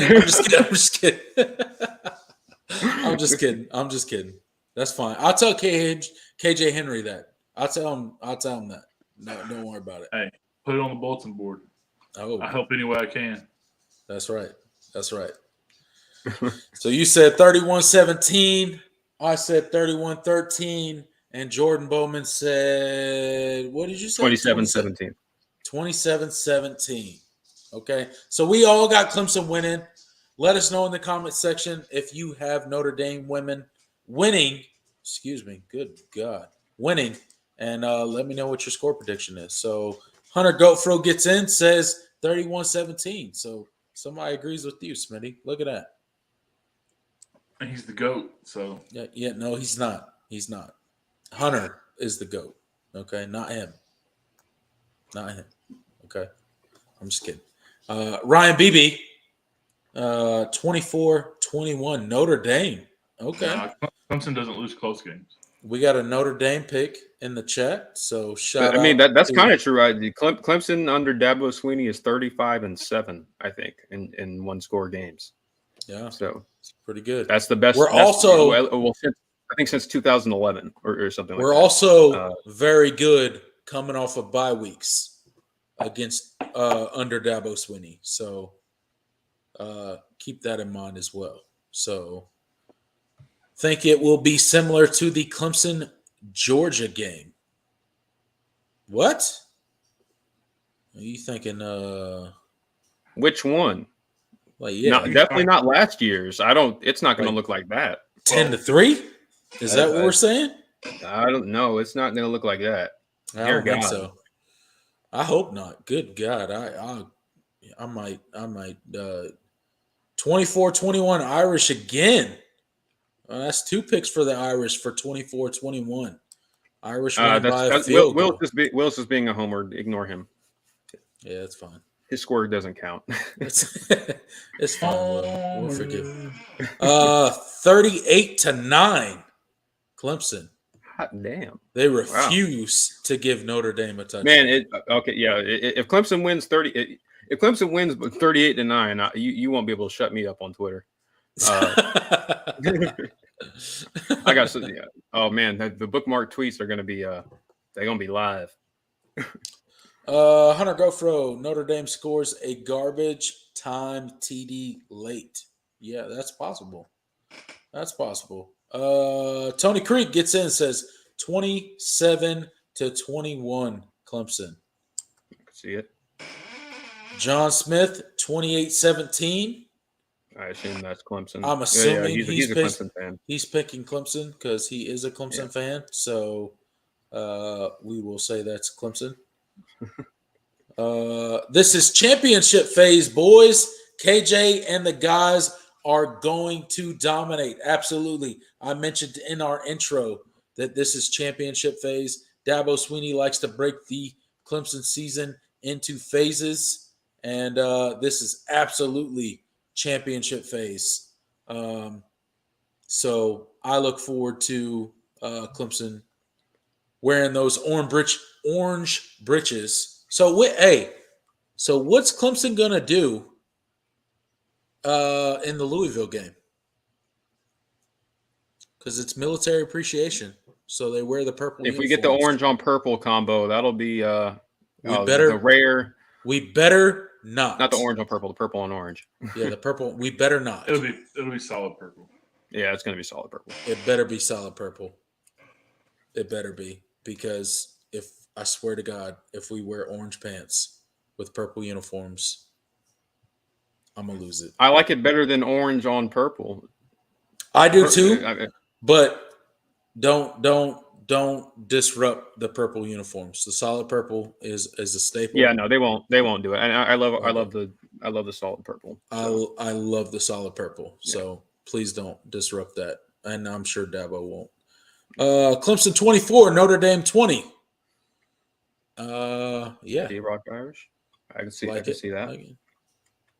So D-Rock Irish is picking Clemson to win. Let's see. Any more score predictions? Let's see. I don't agree with the sentiment that Syracuse is the best team Clemson has played. I don't. Oh, let's bring that back up. Best team Clemson has faced is Syracuse, and Notre Dame beat Syracuse more handily than Clemson. Here we go with the transient properties in college football, which never works out. Ryan Beebe, no disrespect, brother, but that's never how college football works. And second of all, Syracuse is nowhere near the best team that Clemson has played this season. I won't say nowhere near, but I'd actually put them solid. I would put them solidly behind. If we're talking about who I would pick to win, I would take Wake Forest over Syracuse. I would take Wake Forest and North Carolina State with Devin Leary. I'd honestly take Florida State over Syracuse. Exactly. So 3 of the teams that matchup's coming up soon. Like, do you not think that North Carolina State would beat Syracuse with Devin Leary? Also, I know Syracuse beat Notre Dame's offensive strength ran right into Syracuse's defensive weakness. Yeah. For the record. Yeah. It was a poor matchup. Syracuse is really undersized up front. Yeah. Right. And super Notre Dame has a really big and physical offensive line. They play the 3-3-5, which is not going to work out well for a run-heavy team like Notre Dame. They just didn't stand a chance. No way. I don't think Syracuse is the best team Clemson has played. And I think, and here's the thing: like, nobody wants to mention anymore that North Carolina State no longer has their starting quarterback. No one's talking about it. Yeah. They're like, oh, North Carolina State's not as good as we thought they were. Hello? We're just not going to talk about how they just lost their starting quarterback. Not only their starting quarterback, but their longtime starting quarterback. The whole, the pillar of their offense for the rest of the season. We're just not going to talk about that. Right. We're just going to pretend like North Carolina State isn't as good as we thought they were. No, they are. They just no longer have their starting quarterback that was the pillar of their offense. He was the heart and soul of their team. And yeah, I'm sure he's still on the sideline coaching and all that good stuff. But at the end of the day, what is North Carolina State's offense without Devin Leary? Right. Come on, man. Let's be real.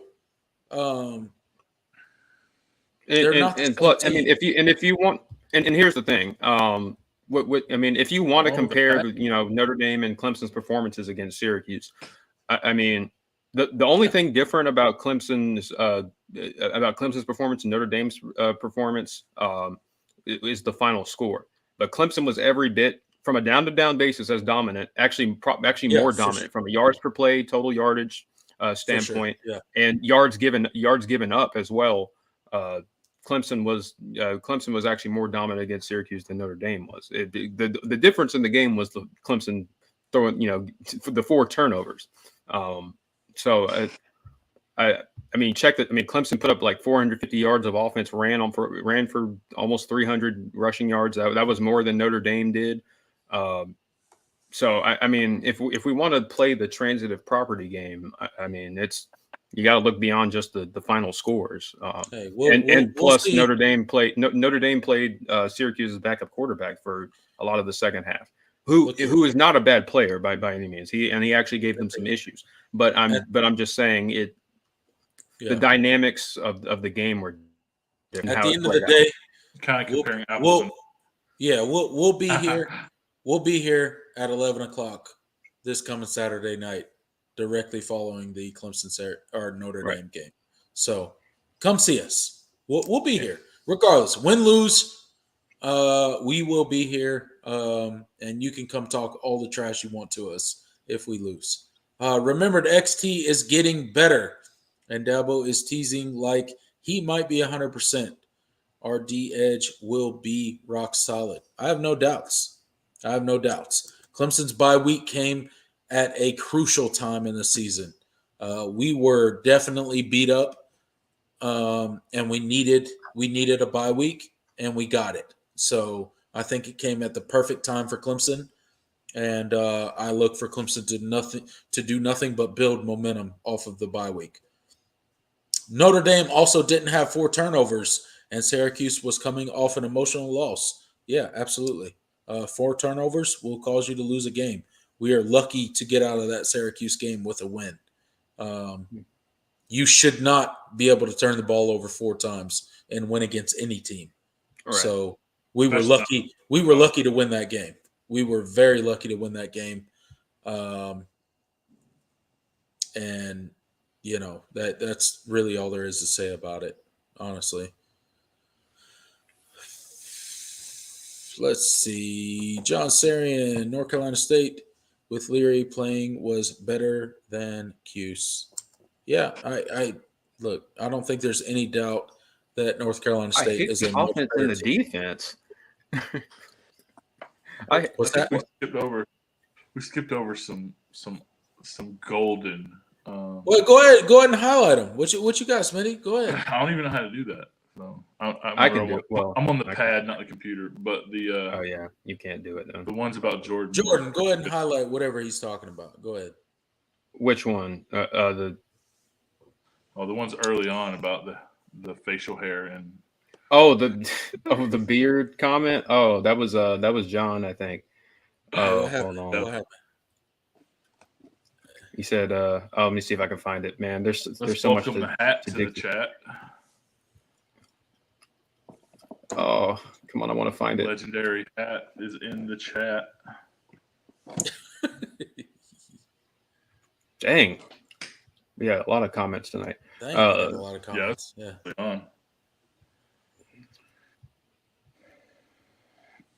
I think I responded to it, so I got where good Lord, I didn't think we had this many comments. Man, hey. Shout out to the comment section for getting in there tonight. We appreciate you. I can't even go back up. That was from over an hour ago. There it is. Found it. Jordan needs to step up. Jordan needs to step up his beard game. Jordan, what the hell, bro? All right. He's trying, Look, it's coming along. It's coming along. It's ever so slightly. I'll be just as it'll be just as luscious as you guys is, and we'll be like a little beard trio. We'll be the bearded tigers over here. Yes, the bearded. That would be. If we started our own podcast or something, bro, the bearded tiger or the bearded tigers podcast. Yeah. The Bearded Tigers Paulcast. There we go. That has a nice ring to it, actually. I'm a Paulcast instead of podcast. It's a podcast. Yeah, I like it. Yeah, that's what we need to do. Hey, although I think there is a Clemson podcast, so we might get into some copyright. Yeah, but we're the bearded tigers, so they Yeah, can go. yeah. They'll be all right. There can be more than one podcast. Yeah, there could be more than one. Yeah. And if not, we'll just be the Bearded Tigers podcast if they want to cry about it. I'm working on it. I think we got something there, guys. So all you out in the comment section, shout us out if you want us to start that Bearded Tigers podcast. We will be more than happy. At least I will be more than happy to talk all the Clemson college football stuff that you guys are willing to listen to. I can sit here and talk college football all day. So as long as I don't want to bring it up, but I'm pretty super excited about that Tennessee Georgia game too. Yeah, so am I, dude. Like I can't wait for that game. Like it's 3:30, right? 3:30 game, bro. I can't wait. I'm not gonna lie. Everybody in this comment section is gonna be tuned into that game. Who are you guys picking for that game? By the way, let's go ahead and talk about that. I'm leaning Georgia. I'm picking Georgia. I think their defense is just. I think they will limit Tennessee enough, and I think Georgia gets the win. Smitty, you disagree? I do. I think Tennessee. You disagree? You think Tennessee's going to win? Tennessee's run game is going to bring them home. Oh, you think they're going to run on game? Brings them. You think they're going to run on? It's going to be a lower scoring game than Tennessee Alabama, of course. It's no shootout. You're not predicting the shootout. Game. I think it's definitely going to be more of a defensive game, but I think Tennessee's going to pull it out again. But Tennessee's defense sucks. Georgia's offense isn't that great. Yeah, but like Tennessee's defense is like Tennessee's defense is like North Carolina and Wake Forest. They're like they got no defense. A lot of people don't realize is that they think Tennessee's a throws the ball a lot, but they've technically ran. You're right. I did see that stat this week. They're doing that Georgia throws the ball more than Tennessee, and Tennessee runs the ball more than Georgia, which is crazy. Because you wouldn't. To be completely honest, like if I had to bet money, like I would have bet it the complete opposite way. Would you guys have not? Absolutely. Yeah, like I think anybody would have. So, but I do think Georgia presents different. I don't know. Georgia presents a different challenge on offense. I don't know if it's as like it's clearly not as great. It's clearly like not as explosive, but I think they present different challenges. Like they throw to the tight ends a lot. They're definitely disciplined. Yeah. Todd Monken is I think he's a very good player. I think he's one of the best play callers in college. He's definitely better than Bill O'Brien. I don't know. I think it's going to be. I think Georgia's not going to. I think Georgia's going to turn this into a lower possession game.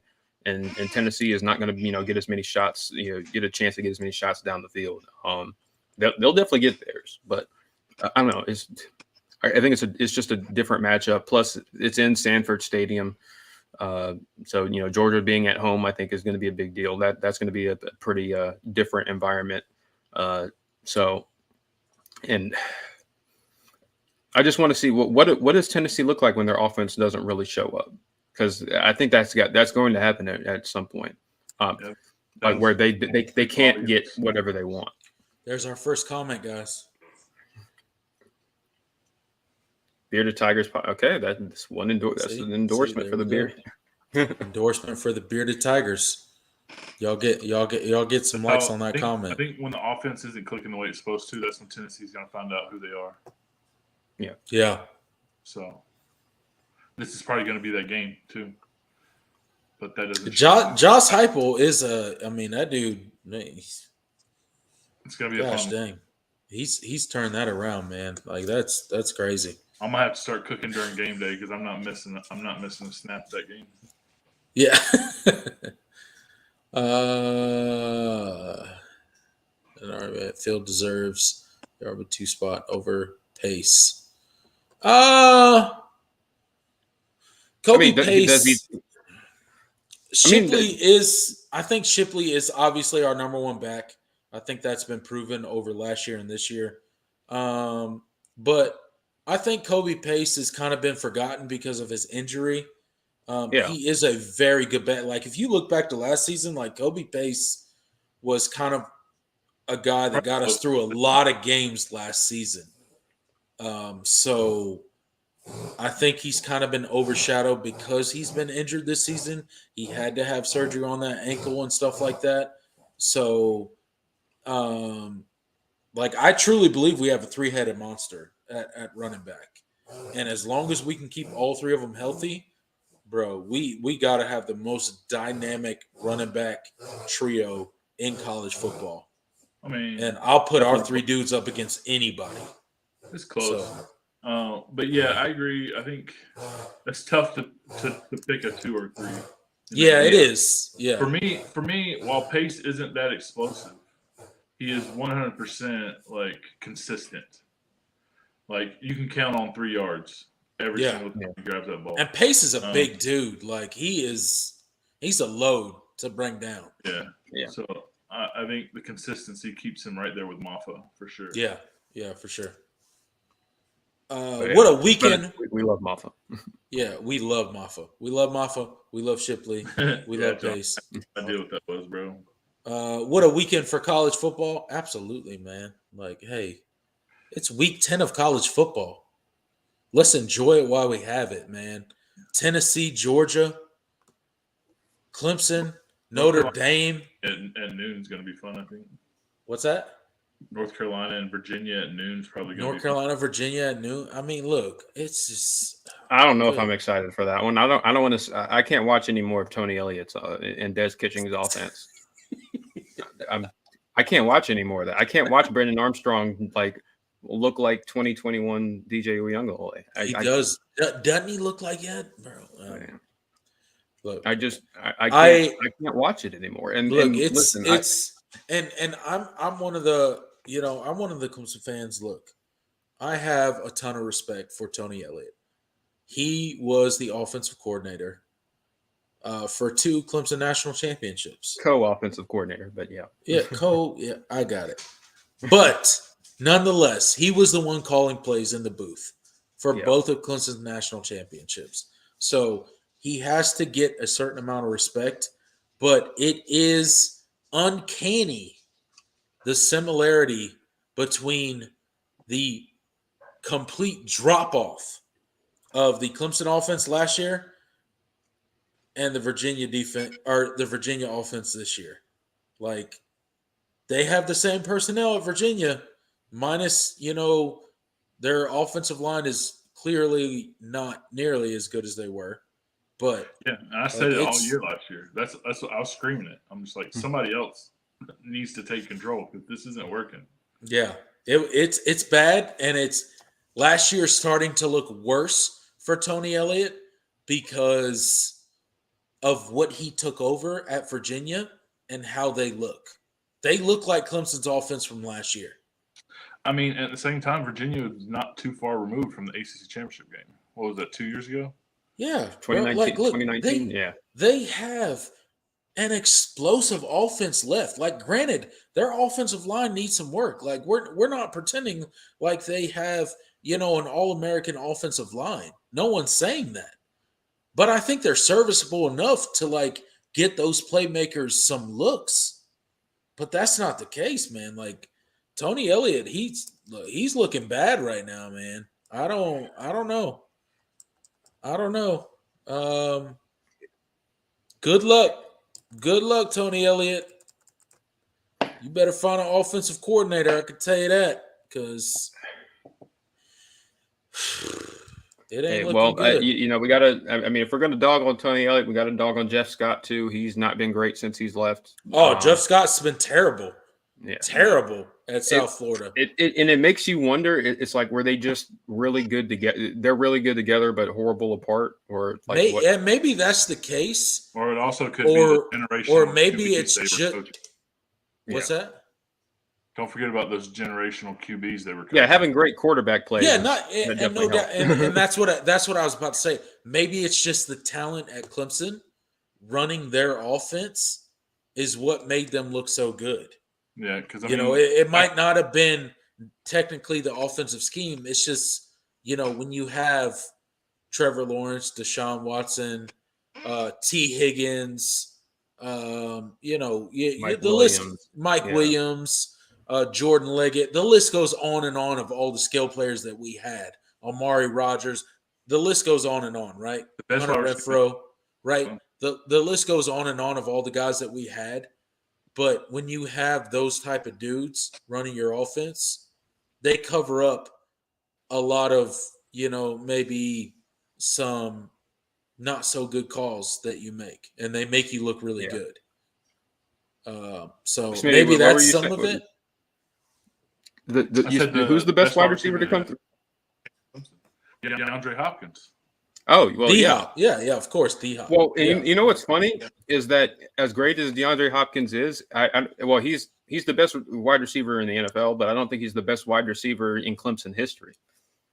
I think that's Sammy Watkins. Sammy Watkins, yeah. I think Sammy was, and that's it's kind of weird, but Who's the most Sammy was so. Sure. Yeah, well, yeah, but that's the thing. Sammy was so good that he made Clemson fans just kind of. Who's the best running back? Not realize how history? good DeAndre Hopkins was. That's true. Duh. Who's the best running back in Clemson history? No, I think it has to go to ETN. It's got to go to ETN. It's got to be ETN, man. Statistically, ETN is one of the best backs in FBS. I love CJ, but I don't think you could take it away from ETN, man. Like ETN's got to be the greatest Clemson running back to ever don the paw on the side of his helmet. Hands down. Yeah, it's got to be ETN. But if we're talking about who, do you see what he's doing in the NFL this year? Oh yeah, no, he's nuts, bro. This dude is balling out, son. Yeah, and I love it because they were, bro. He's reminding people of why he was drafted in the first round. Like, yeah, he got hurt his first season, but look here. That dude's a dog. I'm trying to tell you. But to the Spiller, but the Spiller, I think you can't talk about Clemson running backs without talking about CJ Spiller. And I think if you want to talk about who some of the key figures and who started the Clemson's current run, it's got CJ Spiller. So I think CJ Spiller was more important, I guess, to the overall I guess to the success of Clemson. Yeah, for Clemson, for who Clemson has become, CJ Spiller was kind of like that first building block. Yeah. For Dabo Swinney on the recruiting trail. But yeah, if we're talking about sheer stats and on the field, accomplishments, ETN is definitely. Yeah. But if you're talking about influence on a program, I don't know if anyone has influenced the Clemson program more as a player than CJ Spiller. Yeah. So maybe Deshaun Watson. Yeah, maybe Deshaun Watson. Yeah, maybe Deshaun Watson. But it's a close battle between probably him and CJ. Yeah, and if you don't, you don't influenced the Clemson culture more. Yeah. If you don't get Spiller, then you might not get Watson down. Later. I don't think you do down the road, or Todd Boyd. Honestly, like CJ Spiller was that first building block for Dabo Swinney, where he could really hang his hat on in the recruiting trail, and he was kind of like that first guy that Dabo kind of got, Yeah. He went into South Florida and plucked them right from that's one of the most important. Clemson had no business getting CJ Spiller. We had at that point in time, we had no business getting CJ. Florida because you got to remember Florida was rolling then. Like a player like CJ Spiller would never at that time period was not supposed to end up at Clemson, and not with Florida State was was on the rise too, kind of building back up after post Bobby Bowden. Like that was a player that Clemson was not supposed to get, and they got him. Yeah. All those guys from Florida, really, Jacoby Ford, Sammy Watkins. Don't forget James Davis, Thunder. Oh, no, we can't. Nobody will ever forget James Davis. Don't worry. That dude's definitely in the Clemson folklore forever. Wayne Gallman, Meriwether, James Davis are honorable mentions for sure. Probably ETN, CJ Spiller, James Davis, top 3. If Raymond Priester was on like good teams, he'd probably be higher up too. Probably. I mean, he you know, when he left Clemson, he had a lot of Clemson's rushing records. So got to mention him as well. CJ was their prototype of what a running back should be at Clemson. Yeah, for sure, man. CJ was that dude was an all-around player, not just a running back. I mean, he was an all-around player. What about Hunter Renfrow? Hey, nobody's going to forget about Hunter Renfrow. Okay, he's definitely a top 5 receiver in Clemson. Yeah, for sure, and maybe 3. And as far like I feel like Hunter Renfrow has his own like special place in Clemson because of how he started and how he finished at Clemson, right? Like he's not like if there's one player he's not in the category. Yeah. Go ahead. You're good. Like if there's one player that kind of epitomizes like what you know Clemson's culture and what their identity is, then you know if I had to just pick one player, it's got to be Hunter Renfrow. It's Hunter Renfrow, right? Like if you could bottle up the culture that Dabo Swinney has tried to build from day one at Clemson, it's Hunter Renfrow, right? Like high school quarterback from a small town in South Carolina, walks on at Clemson because Clemson's his dream school, eventually earns a scholarship, and then catches the literal pass from the 5-star quarterback to win Clemson's first national championship since 1981. I mean, like, that epitomizes what Dabo Swinney has tried to do at Clemson. So nobody will ever forget Hunter Renfrow, but I feel like Hunter Renfrow is in his own category. Like, he's not that 5-star recruit. He's got a completely different path. It will be in Clemson folklore for, like, literally forever. Like, that story will be told long after all of us are gone. So if his name doesn't go up soon, I'm going to be upset. Yeah. Oh, he will. He'll get it. He'll get his number. Yeah. First of all, number 13 needs to be that needs to be retired for Hunter. It just does. Taj Boyd laid the blueprint. Not single-handedly, but he was part of it. He was part of the turn of Clemson football. Absolutely. Yeah. He had Sammy Watkins and DeAndre. He had great weapons. I mean, he had Andre Humphreys, Martavis Bryant. Yeah, he had probably the best wide receiver room in the country. Yeah, but he has some dudes now that we think about it. Yeah, he had some dudes, but holy crap. But hey, you go back and watch those. You go back and watch Taj's highlights, man. He was throwing some dots. Those were some dots. Like his deep ball was free. Taj is that guy, dude. Like he's that dude. He could. His deep ball was beautiful for sure. So Edward says he doesn't get as much love from Clemson fans because he didn't beat South Carolina, and when he didn't show up, it was bad. But but I still love Taj Boyd. But he still won a lot of big games. I still love Taj Boyd. Yeah. Edward says I love Travis, but Spiller did everything for Clemson. I kind of kickoffs, punt return, catching, running. What'd you say? That is true. I mean, Spiller was kind of do it all, and yeah, he was an all-purpose kind of guy. So he was different than Travis. But if you're talking about a pure running back from an on-the-field perspective, Travis Etienne was the best running back that's ever come through Clemson, which is kind of. And I think Travis. That's kind of what we're saying.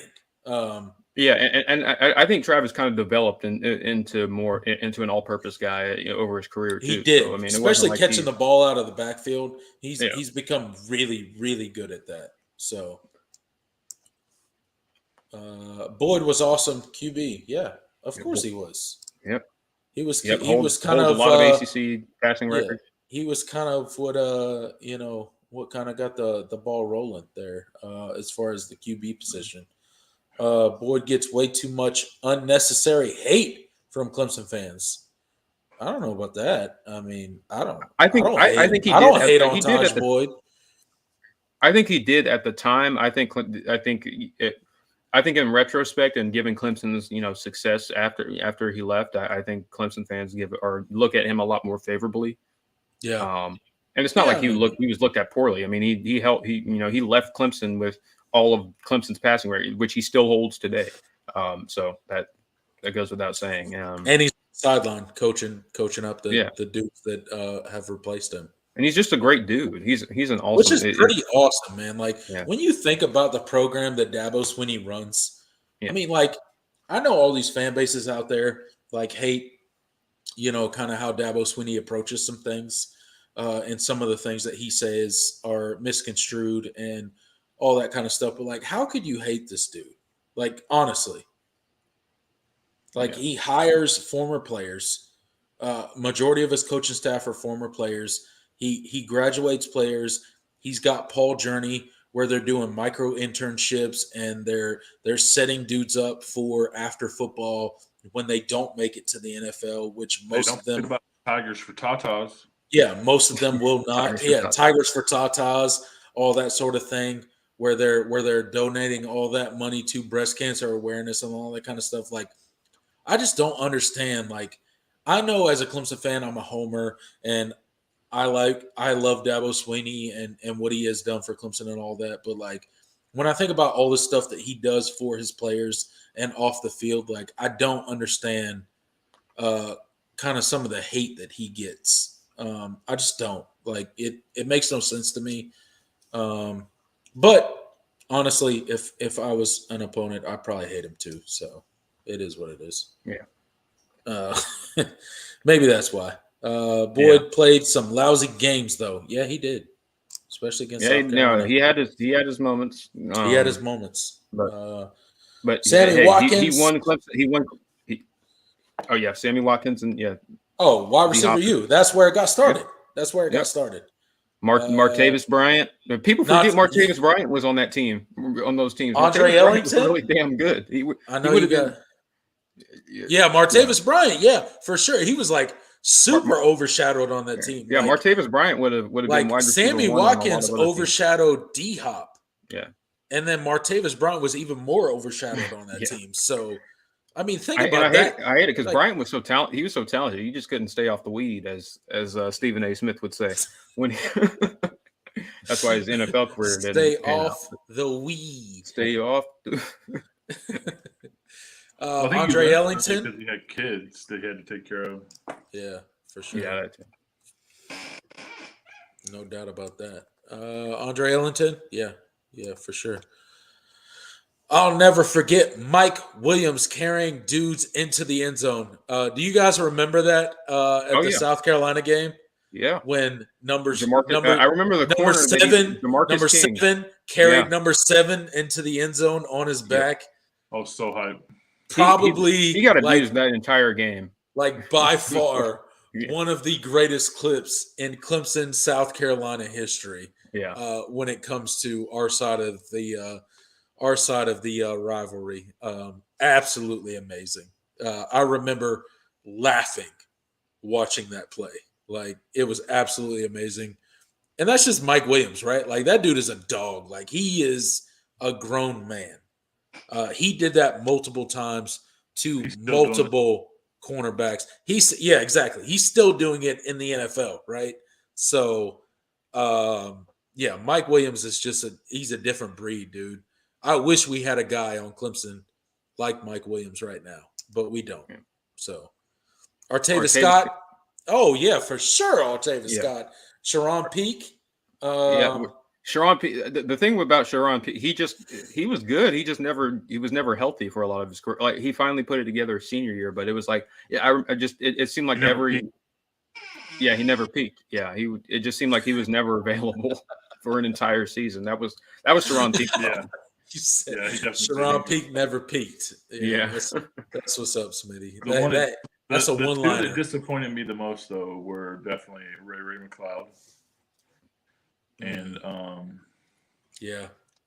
what's the guy? Hey, Ray he's still doing his thing in the league though. He's Ray used to fumble the shit out of the ball, bro. Man, I felt like God dang, he used to fumble the ball so much. Like, bro, he used to drive me crazy because he was so good in the open field. And then like he get hit and the ball would just like he forget to take the ball with him. Like he would just leave the ball with the defender. As he shook the defender out of his feet, he would forget the ball too. So like he shook the ball and the defender. The goal line that one time. Yeah, for sure. Like, bro, he was so good in the open field, and it was just like, bro, come on, like, please take the ball with you. And then the running back from Spartanburg. Yeah. Feaster? Yeah, Tavian Feaster. Oh, Tavian Feaster. That much potential. Nope, don't get me started. Well, he transferred to the enemy. Trash. We don't speak his name here. Disappointed me. We don't speak his name here. We literally brought CJ Spiller's number out of retirement for this piece of human garbage. And this dude had the audacity to transfer to South Carolina. Bro, if you don't, no, get out of here. No, he never attended Clemson. Dead to me. No. That guy, no. Man. Absolutely not. We're moving on from that. We're not talking about him. And now wide receiver U is taking a drop off. Yeah, no, yeah, it's a wide receiver U. We're not quite where we used to be. I'll give you that.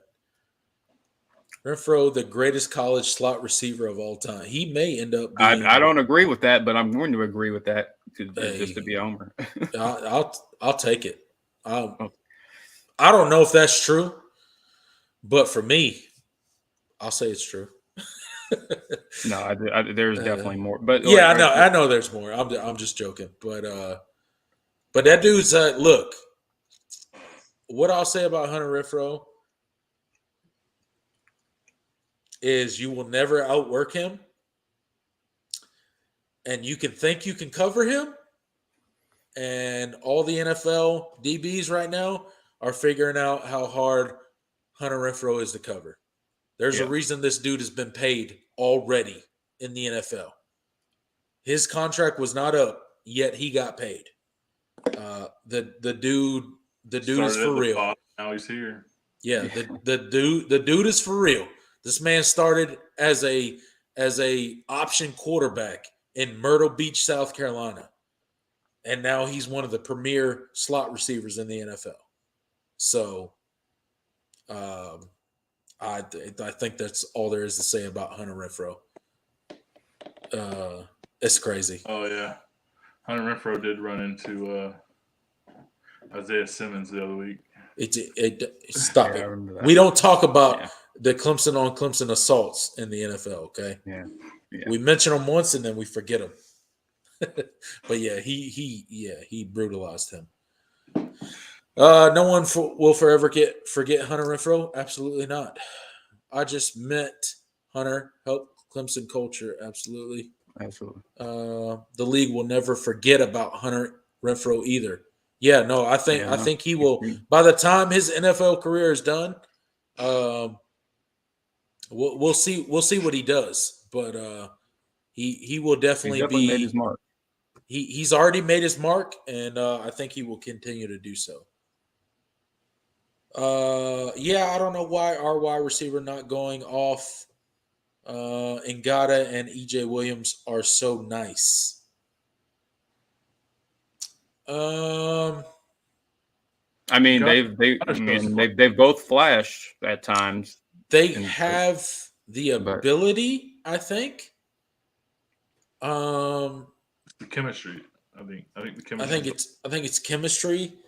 I think it's their ability to get separation. If you've seen EJ Williams, he drops a lot of balls. He dropped a lot last season. He's dropped some this season, which is why he hasn't got on the field as much as we would like him to, because he doesn't catch the ball when it's thrown to him a lot of times. Ngata has made some good plays this year, but I think a lot of our receivers – you guys can correct me if I'm wrong or if you disagree with me, but they lack that killer instinct. They lack that killer instinct to really attack the ball and go get it from the DB. They kind of hang back. They don't get a lot of separation. And I think that's part of Clemson's problem when it comes to, there was a time in Clemson's offense when 50-50 balls were called 80-20 balls. And that was because of the wide receivers. That was not because of Deshaun Watson. That was not because of Trevor Lawrence. That was because of the wide receivers that we had in our rooms. That was because they attacked the ball and they demanded that kind of respect from the DBs. And that's not what our receivers are currently doing. So you can blame it on DJ all you want, but it's got more to do with the receivers than it does with the quarterback. And you can see it on the field too. Like it's night and day when the ball's thrown to a tight end or in the ball receiver. Like those tight ends are definitely attacking the ball. Yeah, you see Davis Allen, Antonio Williams, who's who's barely 6 foot, goes up and gets it. You see him go get the ball. You see Davis Allen attacking the ball. You see Jake Brennistool attacking the ball. That's what the receivers need to do, and that's what I don't see them doing a lot when it comes to those 50-50 balls or, maybe a pass that maybe shouldn't have been thrown. But you got to go get it. You got to make the quarterback right sometimes. How many times did we see in Trevor's freshman year? That's a hell of an inspirational speech right there.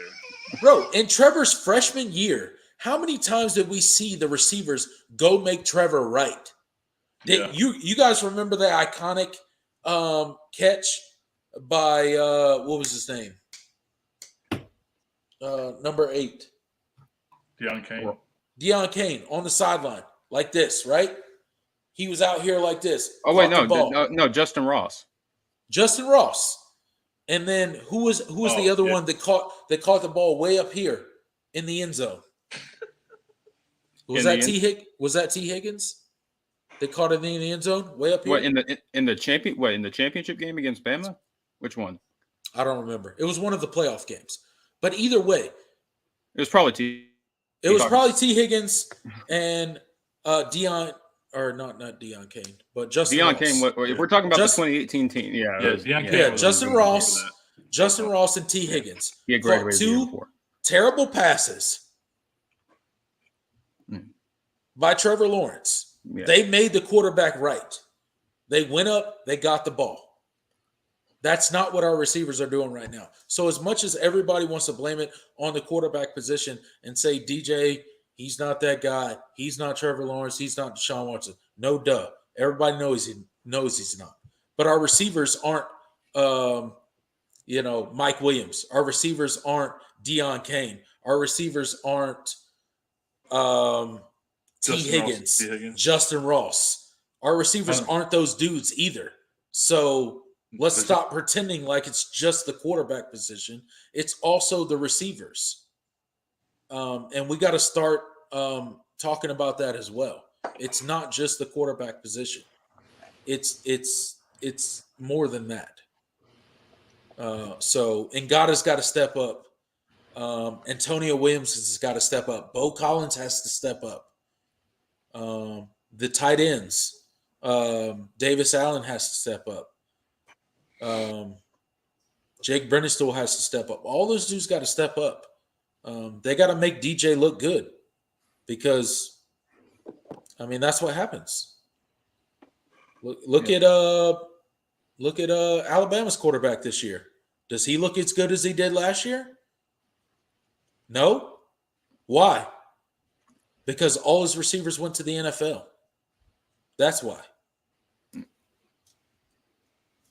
No, you're not wrong. And Bryce Young has made some crazy, some great. He's looked great. He's a great quarterback. His receivers have let him down a lot. He's an absolute great quarterback. What is his receivers doing? They're dropping balls. So therefore, his stats and his things suffer. So it's not just the quarterback. It's also the wide receivers. So. I'm hoping that chemistry gets there. I hope so. They had 2 weeks. They had Halloween. They had a little fun. Had a little bye week. Got a little healthy. Got a little time in the tub with the Epsom salt. Got a couple massages. Got some cryotherapy or whatever that is. I heard works, man. Hey, I bet it does, man. Aaron Kelly. Yeah, that's was a deep good. cut. Yeah, he was good. People forget about that dude. Yeah, absolutely. Woody Dantzler. Shout out Woody Dantzler. You guys remember Woody Dantzler? The OG. OG. Triple OG. I remember. Well, Woody Dantzler. I was like 1 year old when he was playing, but So he was like, hey, Smitty, you remember the push off game? He was the quarterback right after Brandon Streeter, right? Yeah, yeah, he was. You remember the push off game with Rod Gardner? Oh, I definitely do. South Carolina. Yeah. South Carolina's still crying about that. Shut the hell up, South Carolina. Nobody cares. Nobody cares. We won. Lost. We won. You lost. Get over it. Suck it, Lou Holtz. I love it, man. It was definitely a push off, though, for sure. Oh, for sure. Yeah, for sure. I didn't admit it at the time, but I'll admit it now because it don't matter now. So, suck it, South Carolina.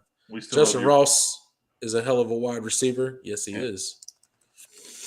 I was like a toddler when Woody Dantzler like graduated, so I didn't. Yeah, I figured.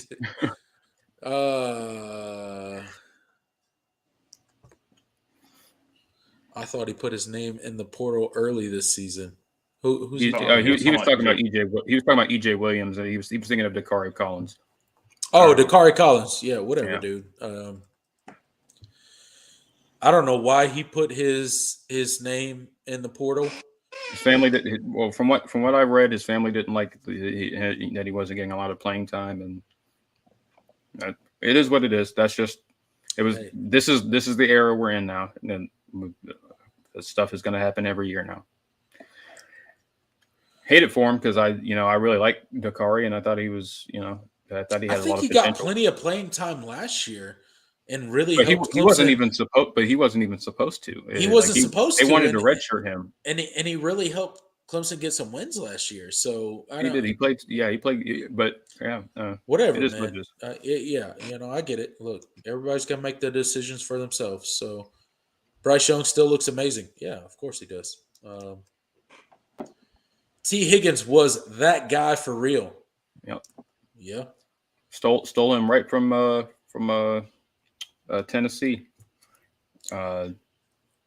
Oak Ridge. Young is only 100 yards more passing than DJ. Is that true? I think that is true. Yeah. Nice.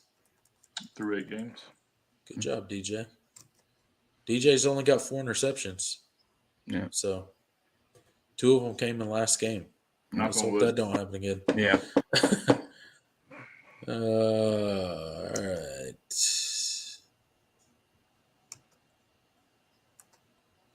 Yeah, I think Amari Rogers the catch. Yeah.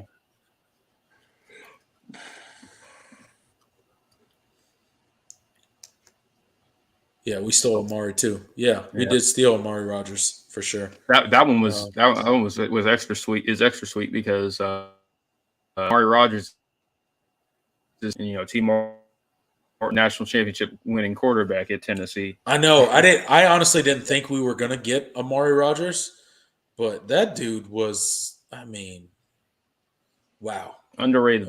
Underrated for sure when it comes to Clemson football.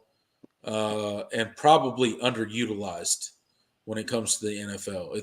If those dudes would figure out how to utilize Amari Rogers, he'd be putting up some serious numbers.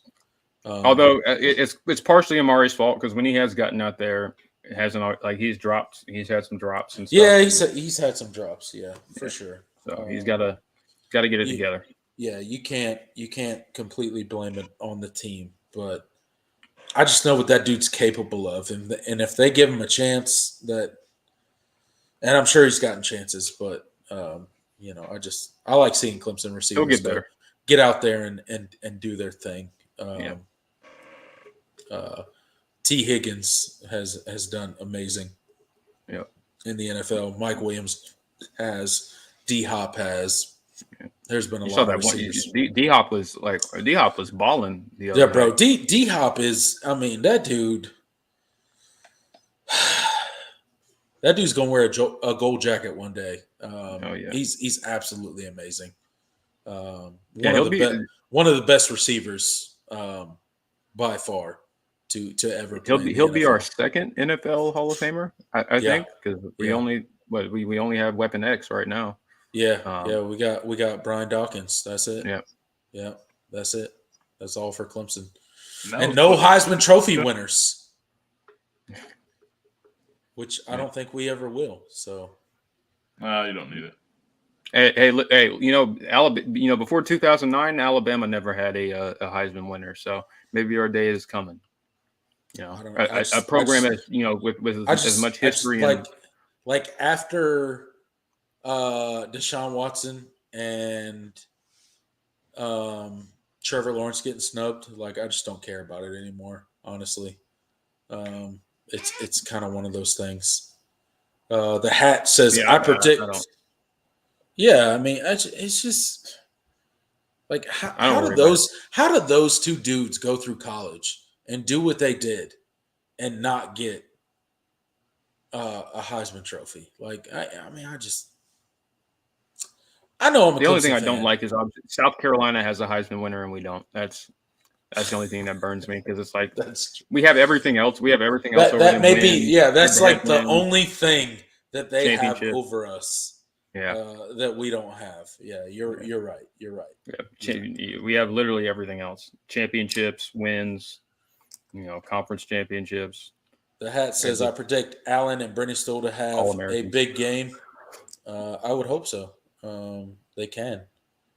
Samuel was balling till them injuries got him. Yeah, for sure. Watson. He hadn't been the same. Watson got robbed. Absolutely, I think he got robbed. I think Antonio Burns Notre Dame on a bubble screen. I don't want to see any. Well, there's many bubble screens as we use. So I don't want to see. I swear to God, if we throw a bubble screen on the first play, I'm going to throw my phone across the room. Will. We probably will. I'm okay with the bubble screen. The tunnel screen's the one I hate. Oh yeah, when is the last time it's worked? I can't remember. Freaking never, Jordan Butler. Let me tell you when it worked. Freaking never. It never has worked. to be blocked perfectly to work. Like, bro. Yeah. Because 9 times out of 10, and it's never blocked perfectly. Ever. Yeah. It's never blocked perfectly. Like time, like BJ literally, the ball literally carried the I don't remember who it was to. Carried the receiver into the blocker, and it got that's how we get our wide receivers get blown up on that so many times. Every time, because they don't know how to block, and if they do block it right, they're probably holding, so it's going to be a penalty. Yeah. How about Jordan Leggett's big catch on the game-winning natty drive against Alabama? Yeah, we talked about that earlier. I'll never forget. Yeah, look, dude was out of his mind. He was an athlete. He was a wide receiver, tight end. He was crazy. But he just wasn't the full. He wasn't the full package. Yeah, he wasn't an NFL tight end. He wasn't an NFL tight end. He was a big-bodied receiver that just didn't make it in the NFL.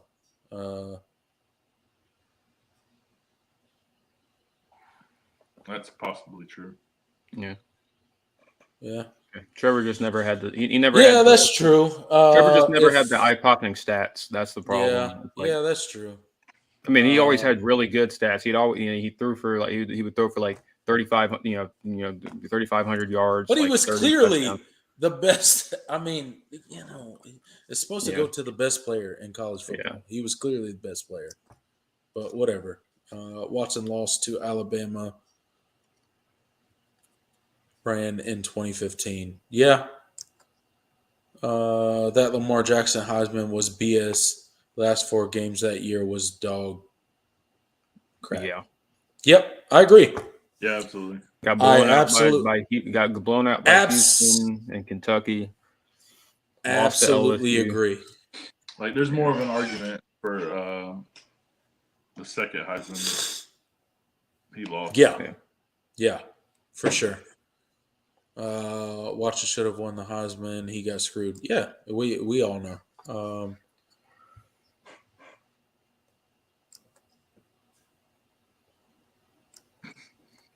I don't know what that says. Watson got cheated out of the Heisman. Oh, okay. How did you get that? Hey, look, I see it now. I think, but shout out Smitty. He can read. I don't know what language that was, but it was a language. Maybe Heisman is a curse because I see stories of how many Heisman Trophy players become an NFL bust in the NFL. Yeah. Not lately though. That's true. They can. I worked with Deion Kane against FSU in 2015. He's talking about. Oh, he was. Talking it worked. It worked. Okay. Yeah. I thought it said. That's a good. That's a good. I was like, wait, what? You played against Deion Kane? What? Because I was thinking about it. Well, it wasn't. Oh no, Amari Rogers took one back in 59-10. Mario Rogers, but it wasn't a tunnel screen. It was a bubble screen. Should have went to Deshaun Watson. You're right, but he got the trophy he wanted the most. The Natty, yeah, for sure, he did. I mean, the tough part about it though is like that's the only thing South Carolina has to brag about. Yeah. It is. Yeah. I mean, George Rogers was great, but it's like, damn,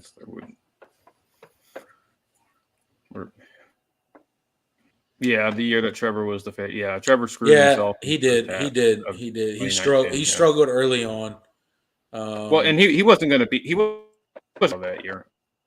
Yeah, he didn't deserve to beat Joe Burrow that year. Even if he had a good year. No, Joe Burrow was the clear, emphatic winner. Like if there has ever been a more emphatic winner of the Heisman Trophy, like that was Joe Burrow's year. I don't think anybody would dispute that. Right. I do think we could have beat LSU in that game. I do. Had some things gone our way, it would have been a different game. I remember Nolan Turner dropping that pick six. We stopped. Travis Etienne was averaging like 6 yards a carry, and we didn't give him the ball in the second half. We literally just stopped handing the ball off to him for no freaking reason because that's what Tony Elliott does. Tony Elliott just decides. That horrible offensive pass interference call on T. Higgins on the touchdown that would have made it a one-score game. Yep. Yeah, don't get me started. We're gonna move on from that because I'm gonna get on a rant and it's a touchy subject. Yeah, because people. Yeah, and because no one will listen to you. But that game was like the people treated. I'm trying to tell you that game was blown out of the water. Yeah, that game looked like a blowout, but that game was a lot closer than people think. Like if you really watch football and you really understand what happened in that game, like I could go on a whole. It was a 3-point. It was a 3-point game late in the third. Like it was like Clemson was right there, and they had the ball at one point to take the lead. Which is one of the most frustrating things about that is because like as highly regarded as that offense is. And how much everybody references the LSU 2019 offense and Joe Burrow and all that. And I get it. They deserve all the clout and stuff that they get for that. But if you really watch the national championship game, it was a lot closer than the last score. Which suggests. Yeah, which suggests. Yeah, absolutely. All right, fellas. It's bedtime. Yeah, it is sometime. We've been going on for 2 hours and 40 minutes. Man, these late shows, man, we just roll for we roll forever, like 3 hours.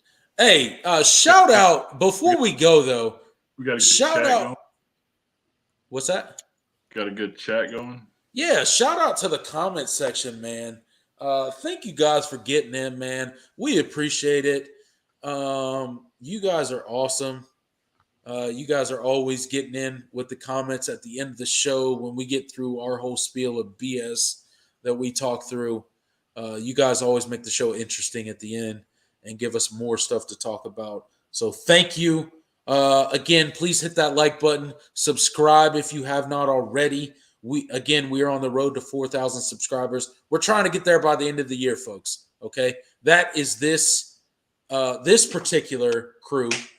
I can't speak for Mark Rogers and the rest of the people he has on this channel, but for this particular crew, we are trying to get to 4,000 subscribers by the end of this season. Okay, so do me, Jordan Bowman, and Smitty a favor. by subscribing, letting your friends know who is on this channel. We try to bring the most amazing live shows that we can to you. So please do us the favor of subscribing, and we would appreciate that. But without further ado, I will turn the stage to Jordan and Smitty for their last comments for the night, and we will get out of here. Again, we will see you immediately following the Clemson Notre Dame game this Saturday night. Show will probably start around 11, depending on how long or short the game goes. We'll adjust the time from there. But immediately following, we will have a live reaction for you for the Notre Dame Clemson game, win, lose, or draw. So Jordan, Smitty, the floor is yours. Thank you guys once again for coming out and supporting us. It was a long show tonight, but we had a really good chat going for a really long time. So we talked some good Clemson football, man. Yeah, we're some degenerate football fans that are staying up into the wee hours of not wee hours, but late into the night, just talking Clemson football, and that's what it's all about. So we really appreciate it. And we will see you guys on Saturday, directly after the game, to cry or celebrate, whatever. Hey, that's what we do every single week. Somebody, absolutely. Smitty, you got anything? Like, subscribe, turn on those notifications so you never miss us. Absolutely, and share us with your friends, other Clemson fans. Yeah, other people that love to hate Clemson. We'd like to absolutely. Well, yes, bring them into the chat. Tell hey, them Hunter Kelly's in here. He's already saying Georgia still beat y'all, and we'll lose. Clemson will lose to Notre Dame. So we absolutely we need more like Hunter Kelly in here talking smack to us, getting us riled up, so we can respond to them.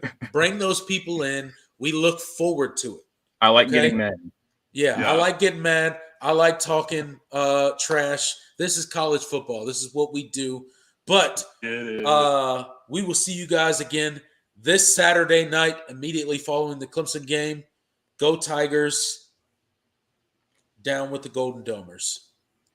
Damn right. Yeah.